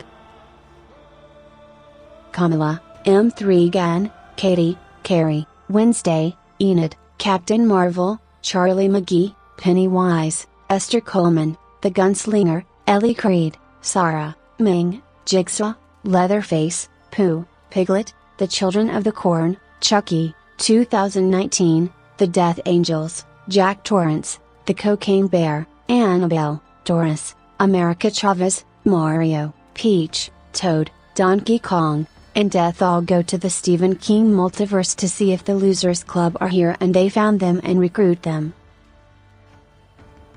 M's Marvel Beyond the Multiverse of Madness. Prologue. Meanwhile, in the Mushroom Kingdom, the evil Pennywise eats all of Donkey Kong's family.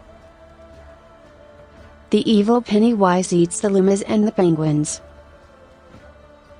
Evil Pennywise even eats all of Bowser's army. Chapter 1. Meanwhile, Camilla, M3 Gan, Katie, Carrie, Wednesday, Enid, Captain Marvel, Charlie McGee, Pennywise, Esther Coleman, The Gunslinger, Ellie Creed, Sarah, Ming, Jigsaw, Leatherface, Pooh, Piglet, The Children of the Corn, Chucky, 2019, The Death Angels, Jack Torrance, The Cocaine Bear, Annabelle, Doris, America Chavez, The Losers Club, Mario, Peach, Toad, Donkey Kong, and Death all head to the Mushroom Kingdom only to find it in ruins, the Yashas all being dead, even Donkey Kong's family. Dad, Donkey Kong shouted. Chapter 2.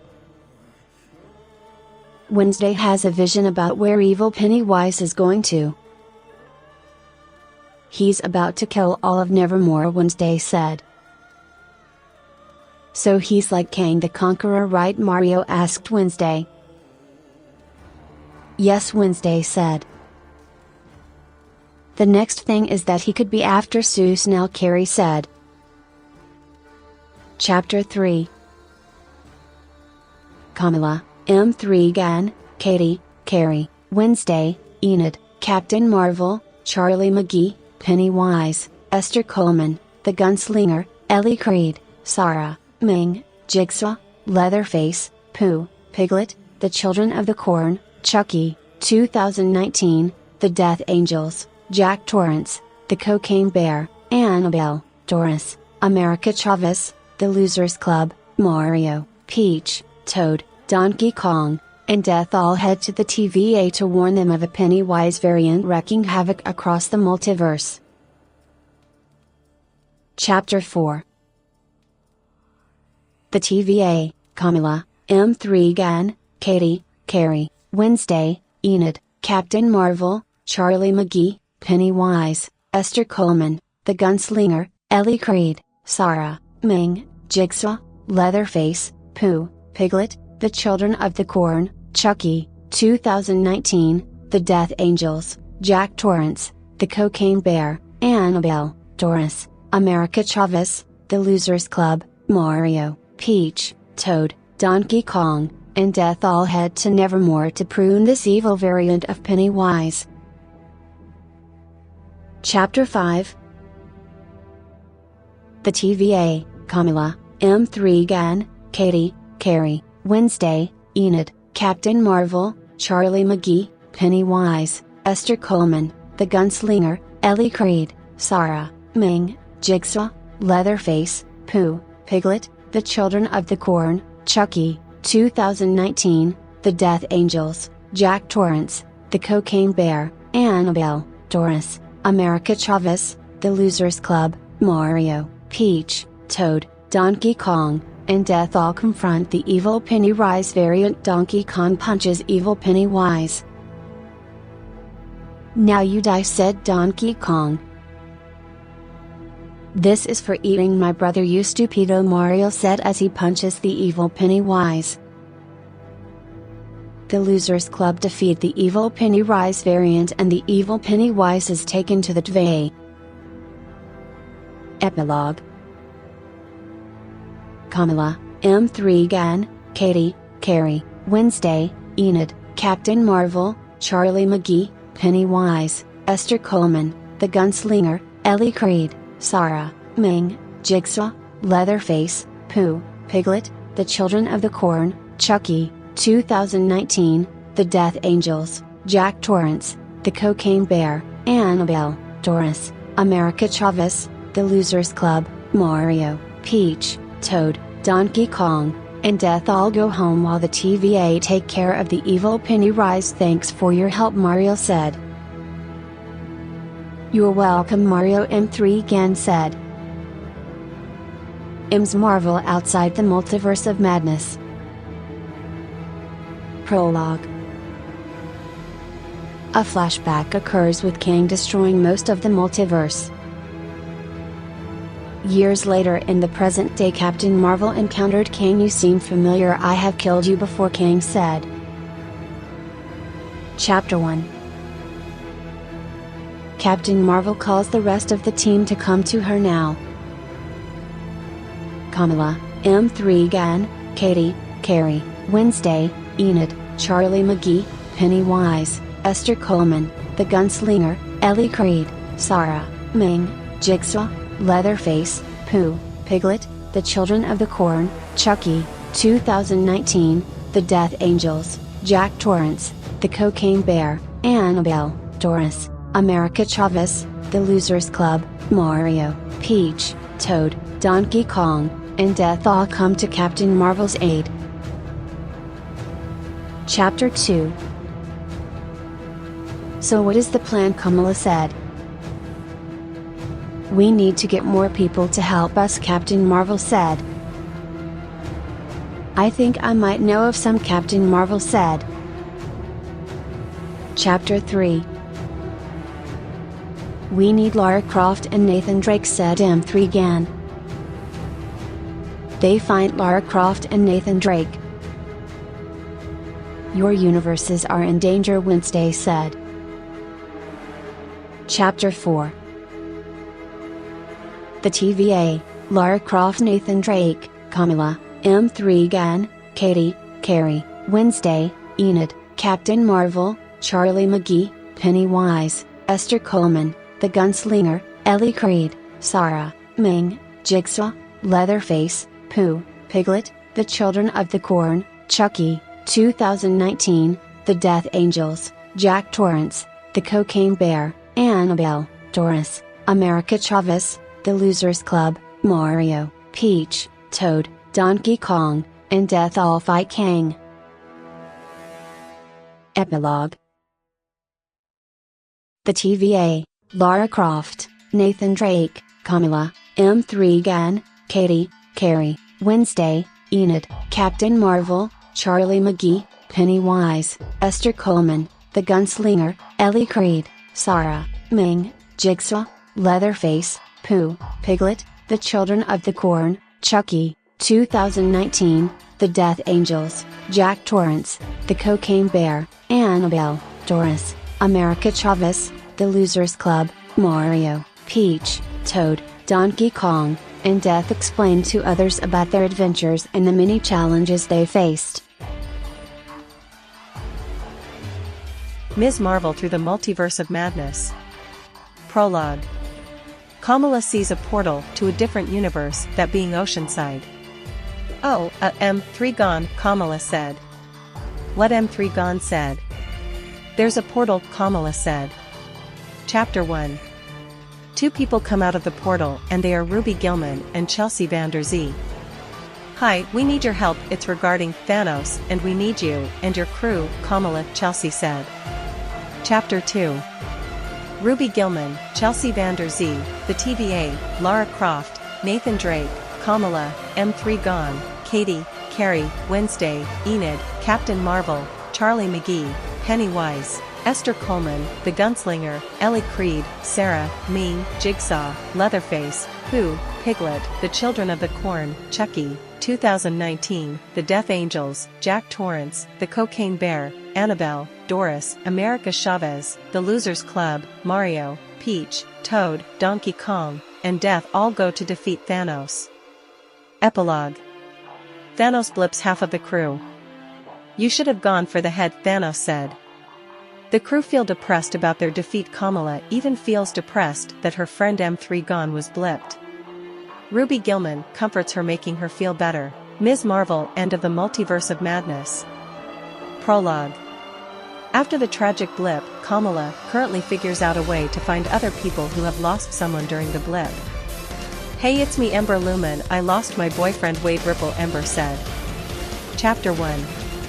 Ruby Gilman, a Kraken hiding as a human, came up with a way to fix it through traveling back and grabbing the nano gauntlet and then hoping it fixes everything. Chapter 2.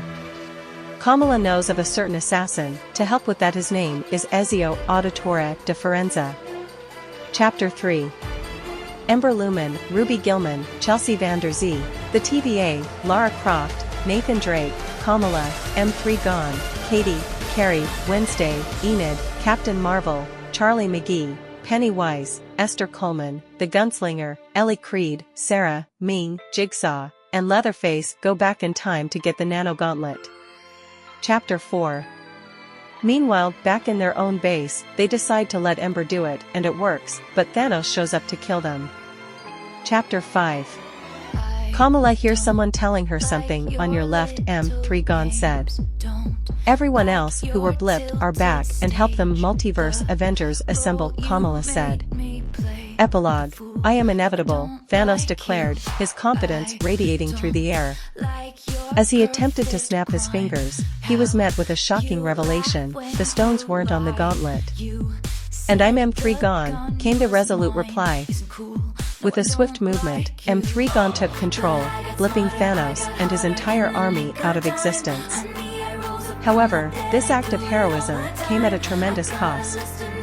M3 Gone's form flickered, her energy waning. With a final, determined look towards Kamala, she spoke softly, "Transfer my essence." With Katie's expertise and Kamala's unwavering determination, they managed to transfer M3 Gone's consciousness into a new, powerful android form. Though M3 Gone's original body was gone, her essence lived on, a beacon of hope and strength for the Multiverse Avengers. Years later, the multiverse thrived under the watchful eyes of heroes from various dimensions. Among them stood the embodiment of M3 Gone, a symbol of resilience and unity. Her legacy was etched into the very fabric of their reality, a testament to the power of friendship and sacrifice. And so, the multiverse remains safe, guarded by heroes from different corners of existence, forever ready to face whatever challenges may arise in the ever-expansive tapestry of realities. Kamala Khan, Ms. Marvel. Kamala emerges from the battle with a newfound sense of purpose and strength, having witnessed the power of unity across the multiverse. She continues to lead the Multiverse Avengers, working tirelessly to ensure the safety and harmony of the multiverse. With M3 Gone's essence now a part of her, Kamala is a beacon of hope and determination, always ready to face any challenge. M3 Gone, while her original form is gone, M3 Gone's consciousness lives on within Kamala. Her legacy is honored by the Multiverse Avengers, who continue to draw inspiration from her selfless act. Kamala, carrying M3 Gone's essence, serves as a living tribute to her friend's sacrifice, a symbol of unity and strength across realities. Katie's expertise in advanced android technology continues to grow, and she becomes a vital member of the team. Her ingenuity and knowledge are instrumental in various missions, and she maintains a close bond with Kamala.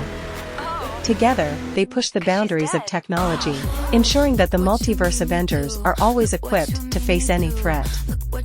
As a trio, Kamala, M3 Gone, and Katie form a formidable team, their combined strengths and abilities making them a force to be reckoned with. Their unwavering commitment to protecting the multiverse solidifies their place as true heroes, ready to face whatever challenges may come their way. Ruby Gilman, Chelsea Vander Zee, and the TVA. After the victory, Ruby, Chelsea, and the TVA continue their work in maintaining the integrity of the multiverse. They become crucial allies to the Multiverse Avengers and the Guardians of Realities. Lara Croft and Nathan Drake. Lara and Nathan return to their respective worlds, but their paths continue to cross as they embark on new adventures and archaeological pursuits. Occasionally, they reunite to share knowledge and resources. Carrie, having honed her telekinetic abilities, Carrie becomes a vigilant guardian of her reality, using her powers to protect the innocent and fight against any threats that arise. Wednesday and Enid, reunited and stronger than ever. Wednesday and Enid return to their world with a renewed sense of purpose. They continue to stand as the defenders of their reality, ready to face any challenges that may arise. Captain Marvel, Carol Danvers, continues her duty as a protector of the universe, occasionally crossing paths with the multiverse Avengers when cosmic threats loom large. Charlie McGee, Charlie uses her pyrokinetic abilities to aid in disaster relief efforts and occasionally partners with other heroes to combat powerful adversaries. Pennywise, Esther Coleman, the Gunslinger, Ellie Creed, Sarah, Ming, Jigsaw, and Leatherface, these complex characters return to their respective realities, each with their own personal journeys and struggles. Pooh, Piglet, and the Children of the Corn. Pooh and Piglet continue their adventures in the 100-Acre Wood, while the Children of the Corn return to their eerie fields, forever bound by their dark pact. Chucky, 2019, the malevolent doll, continues to sow chaos in its own twisted way, always seeking new victims to terrorize. The Death Angels, the enigmatic beings, maintain their vigil over the balance of life and death, ensuring that the natural order of the universe remains intact. Jack Torrance and the Cocaine Bear. Jack's story takes a turn towards redemption as he confronts his inner demons. The Cocaine Bear, a curious and unlikely ally, finds a new purpose in aiding Jack. Annabelle, Doris, and America Chavez. Annabelle and Doris remain dormant, contained by the careful watch of the Guardians of Realities. America Chavez continues to navigate the multiverse, her adventures taking her to distant dimensions. The Losers Club, bonded by their shared experience, the Losers Club returns to Derry, Maine, forever connected by the horrors they faced. Mario, Peach, Toad, and Donkey Kong, the beloved characters, continue their adventures in the Mushroom Kingdom, occasionally called upon to assist in interdimensional crises. Ember Lumen and Ezio Auditore de Firenze. Ember and Ezio return to their respective worlds, forever changed by their involvement in this multiversal conflict. They carry the memory of their heroic efforts, ready for new challenges. Death, the enigmatic cosmic entity, continues to observe and guide the ebb and flow of life and death across the multiverse, a silent but ever-present force.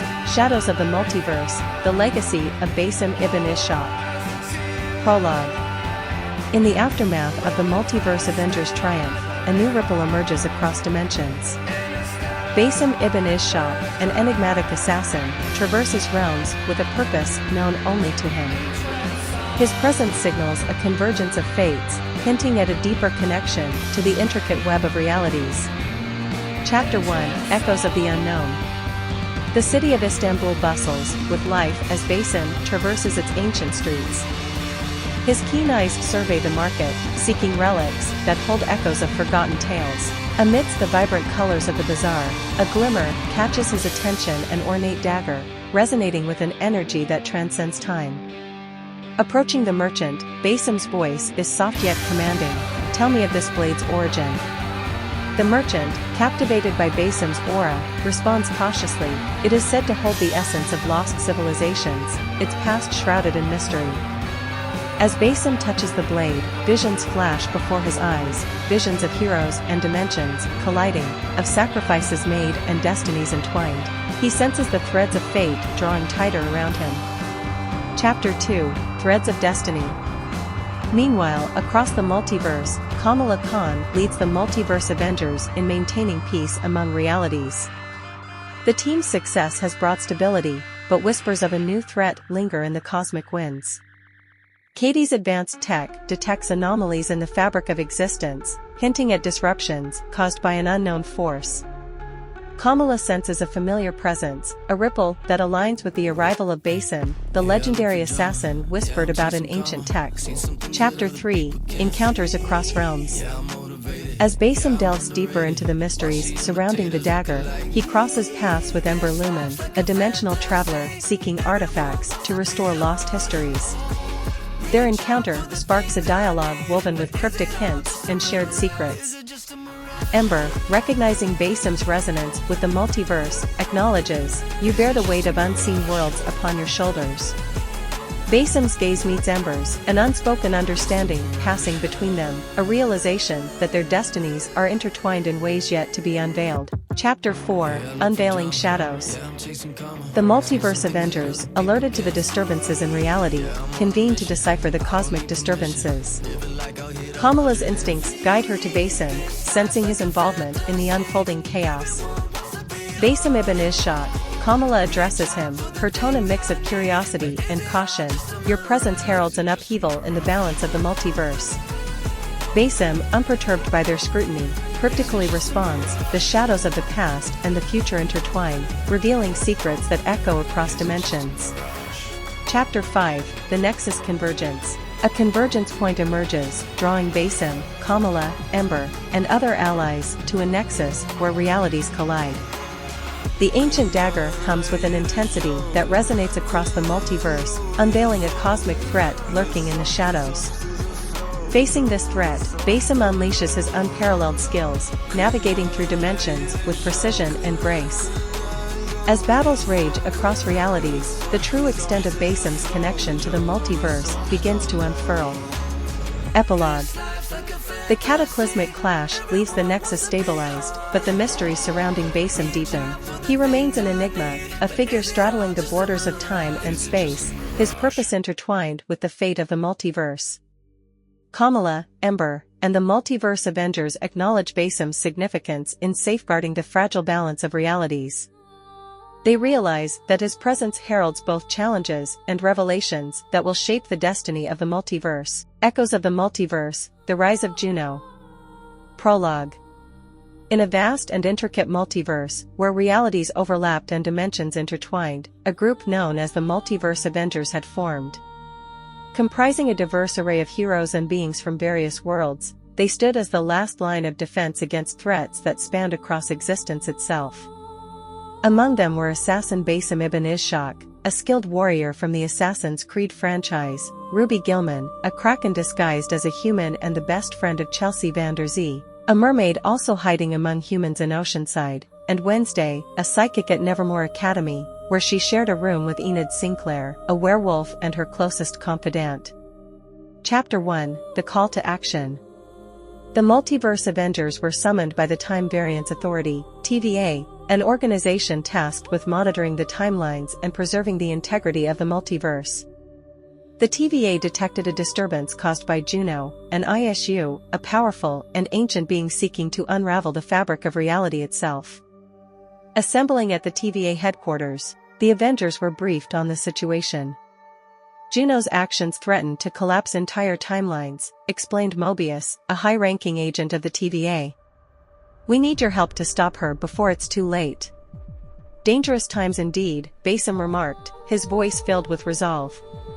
"But we shall face this challenge head-on, as we have done before." Chapter 2, The Gathering Storm. As they traversed the multiverse, the Avengers encountered various challenges and allies. Lara Croft, the fearless explorer, and Nathan Drake, the daring adventurer, joined their ranks, bringing their expertise and skills to the group. Kamala Khan, the resilient Ms. Marvel, provided invaluable support, rallying the Avengers with her unwavering optimism. "We're in this together," Kamala said, her voice filled with determination. "No matter what lies ahead, we'll face it as a team." Meanwhile, Katie, a friend of the user paired with the AI M3GAN, and Carrie, with her telekinetic abilities, used their powers to aid the Avengers in their quest. Together, they journeyed to Element City, where they met Ember Lumen, a fiery heroine with the power to control flames. Chapter 3, The Battle for Existence. As they drew closer to Juno, the Avengers faced increasingly dangerous threats. The Death Angels, creatures that hunted by sound, proved to be formidable adversaries, testing the Avengers' skills and resolve. "We can't let them stop us," Ruby exclaimed, her eyes fierce. The fate of the multiverse hangs in the balance. With their combined strength and determination, the Avengers prevailed, pushing ever closer to their goal. Chapter 4, The Final Confrontation. Finally, the Avengers reached Juno's stronghold, a place where realities converged and timelines intertwined. There, they faced Juno in a climactic battle that would determine the fate of the multiverse. "We won't let you destroy everything we hold dear," Enid shouted, her claws bared as she charged into battle. Juno sneered, her ancient eyes ablaze with power. "You are but insignificant specks in the grand tapestry of existence. I shall erase you all, and remake reality in my image." But the Avengers would not falter. With every fiber of their being, they fought, their determination unwavering. Epilogue. In the aftermath of the battle, the multiverse was saved, thanks to the courage and sacrifice of the multiverse Avengers. Enid Sinclair, Wednesday's loyal friend and roommate, played a crucial role in the victory, proving that even the most unlikely heroes could make a difference. As the Avengers returned to their respective worlds, they knew that their work was far from over. The multiverse was vast and ever-changing, but as long as they stood together, they would always be ready to face whatever challenges lay ahead. Echoes of the Multiverse, The Battle for Reality. Prologue. A world in peril. In a world where realities collided and dimensions intertwined, a dark shadow loomed over the multiverse. Basim ibn Ishaq, a seasoned assassin from a distant time, stood at the forefront of a battle that transcended the boundaries of time and space. With him were his allies, including Ruby Gilman, a kraken in human guise, and Chelsea Van der Zee, a mermaid hidden among humans. Together, they fought to protect their world from the encroaching darkness. But their greatest challenge lay ahead, as a new threat emerged from the depths of the multiverse. The TVA, Guardians of the Timeline, sensed a disturbance that threatened to unravel the fabric of reality itself. With their guidance, Basim and his allies embarked on a journey that would test their resolve like never before. Chapter 1. The quest begins. In the heart of Element City, Lara Croft and Nathan Drake unearthed an ancient artifact that held the key to unlocking a new dimension. As they delved deeper into the mysteries of the past, they were unaware of the chaos they unleashed. This artifact could be the key to unlocking a new dimension. "We have to be careful," said Nathan Drake. "Agreed. We can't let this fall into the wrong hands," said Lara Croft. Chapter 2. Allies and Enemies. As Basim and his allies traversed the multiverse, they encountered a myriad of allies and enemies. Kamala, M3 Gan, Katie, and Carrie joined their cause, each bringing their own unique abilities to the fight. Together, they faced off against the likes of Pennywise, the Gunslinger, and the Death Angels, creatures that struck fear into the hearts of even the bravest warriors. "We have to stick together if we're going to survive this," said Carrie. "Agreed. We can't let fear divide us," said Kamala. Chapter 3. The Final Stand. As the forces of darkness converged on Element City, Basim and his allies prepared for their final stand. Captain Marvel, Charlie McGee, and Esther Coleman joined their ranks, their powers amplifying the group's strength. "We can't let them win. Our world is counting on us," said Captain Marvel. "Together, we can defeat them. We just have to believe in ourselves," said Charlie McGee. Chapter 4, The Call of Darkness. Jack Torrance, haunted by his past, is drawn back to the Overlook Hotel. Meanwhile, the cocaine bear's insatiable hunger leads it to the heart of Element City. "I thought I left this place behind, but it seems my past isn't done with me yet," said Jack Torrance. Chapter 5, The Curse of Annabelle. Annabelle's malevolent spirit seeks a new vessel, setting its sights on a young girl named Doris. As the doll's influence grows, the residents of Oceanside fear for their lives. "There's something wrong with that doll. I can feel it watching me," said Doris. Chapter 6, The Arrival of America Chavez. America Chavez, a powerful interdimensional hero, arrives in Element City to investigate the disturbances in the multiverse. Her presence shakes the very foundation of reality. "I've seen anomalies like this before. We need to act fast before it's too late," said America Chavez. Chapter 7, The Legacy of Mario. Mario, Peach, Toad, and Donkey Kong discover a hidden temple in the Mushroom Kingdom, uncovering a long-forgotten prophecy that foretells the end of their world. "We've faced many challenges before, but this feels different. We must be prepared for whatever comes our way," said Mario. Chapter 8, The Fire Within. Ember Lumen's powers reach their peak, threatening to engulf Element City in flames. As she struggles to control her abilities, a mysterious figure offers her guidance. "You have the power to shape your own destiny. Embrace it," and the flames will obey your command," said the mysterious figure. Chapter 9. The Creed of Ezia. Ezia Auditor de Firenze's past comes back to haunt him as a new threat emerges from the shadows. With his skills put to the test, he must confront his inner demons. "I thought my days of fighting were over, but it seems fate has other plans for me," said Ezia Auditor de Firenze. Chapter 10. The Reckoning of Death. Death, a timeless entity, observes the events unfolding across the multiverse. As the balance of life and death hangs in the balance, death must make a fateful decision. "The cycle of life and death is unending. But sometimes, even I must choose a side," said Death. Chapter 11. The Rise of Nerissa. Nerissa, the good variant of the evil mermaid, embraces her destiny as she prepares to confront the woman in black. With her newfound powers, she stands as the last line of defense against the darkness. "I may be a variant, but my purpose remains the same. I will protect this world at all costs," said Nerissa. Chapter 12. The Final Confrontation. All the characters, united by fate, converge on a single point in the multiverse. As they prepare for the ultimate battle, they must confront their fears and stand together against the forces of evil. "This is our moment, our chance to make a stand and protect our world from those who seek to destroy it," said Basim ibn Ishaq. Chapter 13. The Duality of Nehul. Nehul, a female variant of Basim ibn Ishaq, finds herself torn between her loyalty to her counterpart and her desire for independence. As she navigates the complexities of her existence, she discovers a new path that could change the course of the multiverse. "I may be a variant,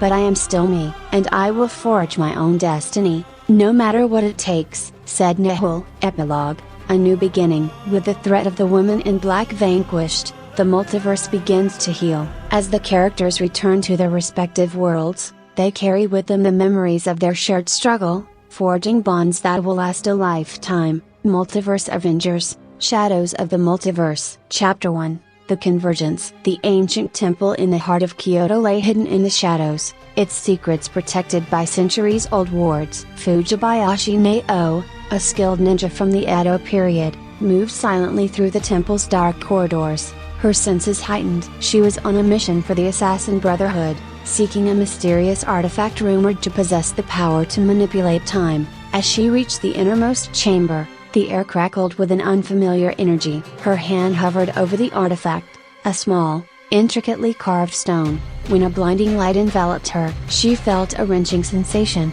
as if the fabric of reality itself was being torn apart. When the light faded, Fujibayashi found herself in a place unlike any she had ever seen. The sky was an eerie, shifting mix of colors, and the ground beneath her feet seemed to pulse with a strange energy. She had been pulled into the multiverse. "Where am I?" she whispered, her hand instinctively reaching for her katana. A voice answered from the shadows. "You are in the Nexus, a convergence point between realities." Fujibayashi turned to see a group of individuals emerging from the shadows. At the forefront was Basim ibn Ishaq, a fellow assassin, but his attire was different, more modern. Beside him stood Wednesday Addams, her pale face and dark attire contrasting sharply with the vibrant surroundings. There were others, too: Ruby Gilman, Chelsea Van Der Zee, and Enid Sinclair, each exuding a unique aura of power. "We are the Multiverse Avengers," Basim explained. "Each of us comes from a different reality, brought together to combat a threat that spans the multiverse." Fujibayashi's eyes narrowed. "Why am I here?" "We need your help," Wednesday said, stepping forward. "An ancientess named Juno is attempting to rewrite reality. She seeks to merge all timelines into one under her control." Basim continued.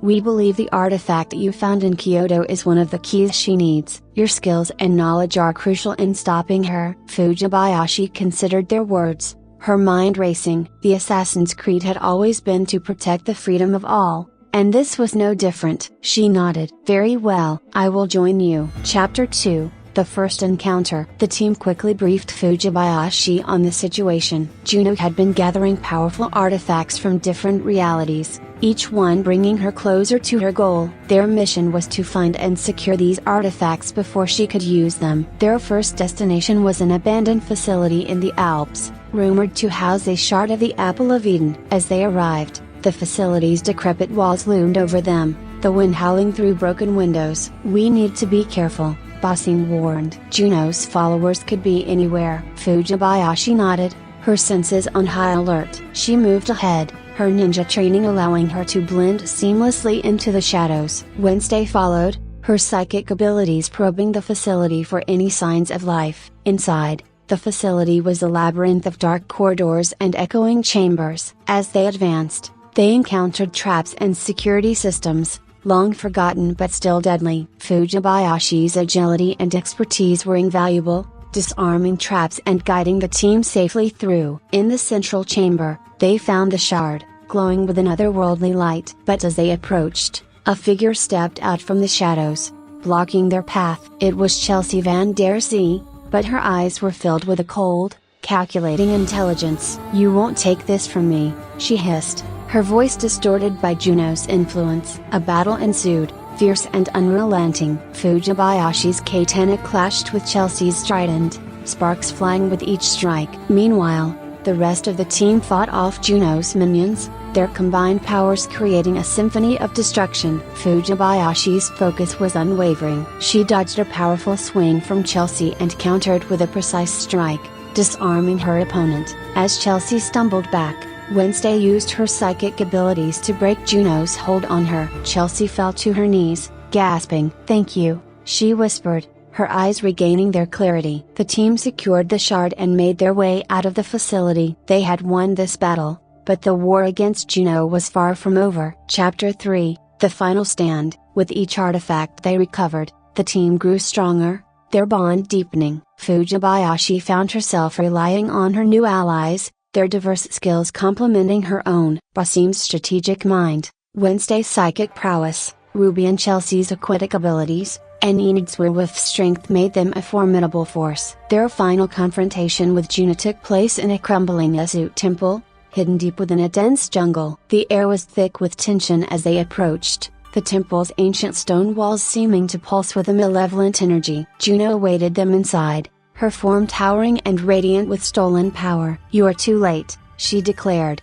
her voice echoing through the chamber. "With these artifacts, I will become a god." The battle was fierce and desperate. Juno's powers were immense, warping reality around her. But the multiverse Avengers fought with everything they had, their determination unwavering. Fujibayashi and Basim worked in tandem, their blades a blur as they struck at Juno. Wednesday used her psychic abilities to disrupt Juno's concentration, while Ruby and Chelsea unleashed torrents of water, weakening her defenses. Enid, in her werewolf form, tackled Juno with raw, feral strength. Despite their efforts, Juno's power seemed insurmountable. But Fujibayashi noticed something, a pattern in Juno's attacks, a momentary lapse in her defenses. She signaled to the others, formulating a plan. As Juno prepared to unleash a devastating blast, Fujibayashi launched herself forward, her katana aimed at the artifact that powered Juno's abilities. With a precise strike, she shattered it,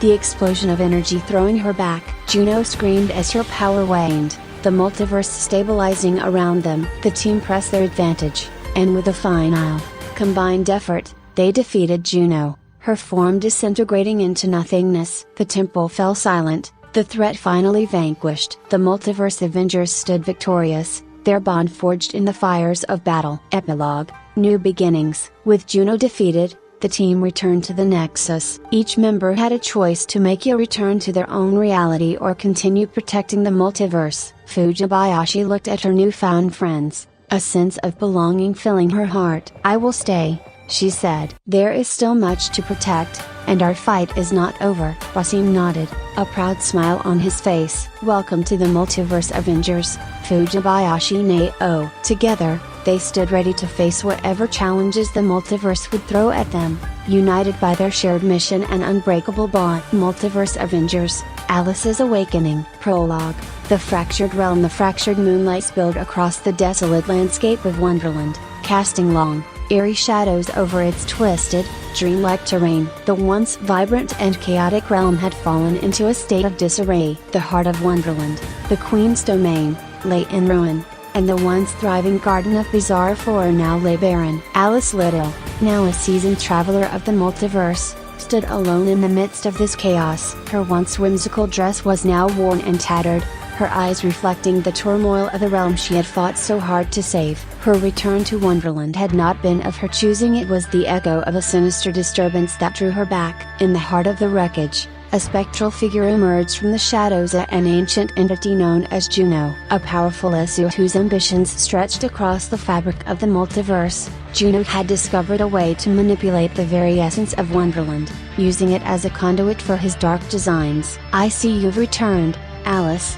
Juno's voice was a chilling whisper that reverberated through the shattered realm. "But this Wonderland is no longer yours to command. It now serves a greater purpose." Alice's gaze hardened as she faced the malevolent being. "What are you planning, Juno?" "Wonderland's magic is not a tool for your conquest." With a dismissive wave, Juno conjured a swirling vortex of darkness, drawing from the remnants of Wonderland's magic. "The multiverse is on the brink of collapse, and this realm is merely the beginning. I intend to reshape reality itself, and your precious Wonderland will be the catalyst." As the vortex began to pull at the very fabric of Wonderland, Alice felt a sudden, jarring shift in the energy around her. The sky above flickered with strange colors, and a resonant hum echoed through the air. It was as if the boundaries between worlds were weakening, creating ripples that reached beyond Wonderland. In a moment of desperation, Alice reached into her pocket and pulled out a small, intricately designed locket, a token from her adventures. It began to glow with an otherworldly light, resonating with the distortions in the multiverse. The locket, an artifact of immense power, had the ability to bridge realms. Before Juno could react, Alice invoked the locket's power, creating a shimmering portal. The swirling light enveloped her, pulling her away from the crumbling Wonderland. As she was dragged through the portal, Alice caught one last glimpse of the realm she had tried so hard to protect, now succumbing to Juno's malevolent influence. With a final, resolute glance at the fading ruins of Wonderland, Alice was transported through the multiverse, her fate intertwined with the destinies of those waiting on the other side. Chapter 1: The Blurring Lines. London, 1875. Alice Liddell awoke with a start, drenched in sweat. The remnants of her nightmare lingered in her mind, vision of Wonderland, twisted and corrupted, merging with the real world. The Cheshire Cat had warned her of an impending catastrophe that threatened not just Wonderland, but countless other realms as well. As she sat up in bed, Alice noticed a faint, shimmering portal in the corner of her room. Without hesitation, she approached it, her curiosity overcoming her fear. She stepped through the portal, determined to uncover the truth behind her vision. Nevermore Academy. Present day. Wednesday. Adams and Enid Sinclair were patrolling the dark corridors of Nevermore Academy. Strange anomalies had been occurring with increasing frequency, elements of Wonderland bleeding into their world. A nearby mirror shattered, its shards floating in midair before reassembling into a twisted, grinning face. "We need to find the source of these disturbances," Wednesday said, her voice calm and unwavering. As they turned a corner, a shimmering portal appeared before them. A figure emerged, dressed in a blue dress and apron, wielding a vorpal blade. Alice Liddell had arrived. Chapter 2: Meeting the Multiverse Avengers. Alice surveyed her surroundings, her eyes narrowing as she took in the Gothic architecture of Nevermore Academy. She felt a presence beside her and turned to face Wednesday and Enid. "Who are you?" Enid asked, her curiosity evident. "Alice Liddell," Alice replied, her grip tightening on her blade. "I come from a place called Wonderland." "It's complicated." Wednesday studied Alice intently. "We've been dealing with strange anomalies that seem connected to your world. Perhaps your arrival is not a coincidence." Alice nodded. "I've had visions of a great danger threatening both Wonderland and other realms. I believe our worlds are interconnected." Chapter 3: Forming Alliances. Wednesday and Enid introduced Alice to the Multiverse Avengers. As they gathered in a grand hall, Alice felt a mix of awe and apprehension. The team consisted of remarkable individuals, each with their own unique abilities and backgrounds. Ruby Gilman, a Kraken hiding as a human, approached Alice with a friendly smile. "Hi, I'm Ruby. It's nice to meet you." Alice returned the smile, sensing Ruby's genuine kindness. "Likewise, I believe our paths have crossed for a reason." Chelsea Van Der Zee, a mermaid with a mysterious air, observed Alice cautiously. "What brings you here, Alice?" Alice recounted her vision and the Cheshire Cat's warning. "I believe the anomalies are a sign that something is manipulating Wonderland to destabilize other realities. We must find the source and stop it." Chapter 4, Deeper Connections. Alice, Ruby, and Chelsea were assigned to a mission in Oceanside, where an underwater anomaly had appeared. As they dove into the depths, Ruby's Kraken abilities allowed them to navigate the treacherous waters with ease. During their journey, Alice and Ruby bonded over their shared experiences of feeling like outsiders. Ruby admired Alice's bravery, while Alice found solace in Ruby's optimism. Chelsea, initially reserved, began to open up to Alice. "You remind me of myself, in a way," struggling with dual identities. Alice nodded. "Our differences are our strengths. Together, we can overcome anything." Chapter 5, Facing Juno. As the team gathered information, they discovered that Juno, an issue with malevolent intentions, was behind the disturbances. Juno sought to harness the chaos of Wonderland to gain ultimate power. The Multiverse Avengers confronted Juno in a climactic battle that spanned multiple realities. Alice's knowledge of Wonderland proved crucial in navigating the surreal landscapes and overcoming Juno's manipulations. With the combined efforts of the team, Juno was defeated, and the anomalies began to dissipate. Wonderland and the other realms were finally stabilizing. Chapter 6, Aftermath and Unity. With Juno's defeat, Alice felt a sense of peace she hadn't known in years. She decided to stay with the Multiverse Avengers, finding a renewed sense of purpose and belonging. As the team celebrated their victory, Alice looked around at her new friends Ruby, Chelsea, Wednesday, Enid, and the rest of the Multiverse Avengers. She knew their journey was far from over, but she was ready to face whatever challenges lay ahead. Together, they were stronger. Together, they would protect the multiverse from any threat that dared to emerge. Epilogue. A new dawn. Alice stood at the edge of a cliff, overlooking the tranquil sea. Ruby and Chelsea joined her, their expressions reflecting a mix of determination and hope. "What's next?" Ruby asked, her eyes sparkling with excitement. Alice smiled, her heart filled with resolve. "We continue to protect our worlds and each other, no matter what comes our way." As the sun rose, casting a golden glow over the horizon, the Multiverse Avengers stood united, ready for the adventures that awaited them.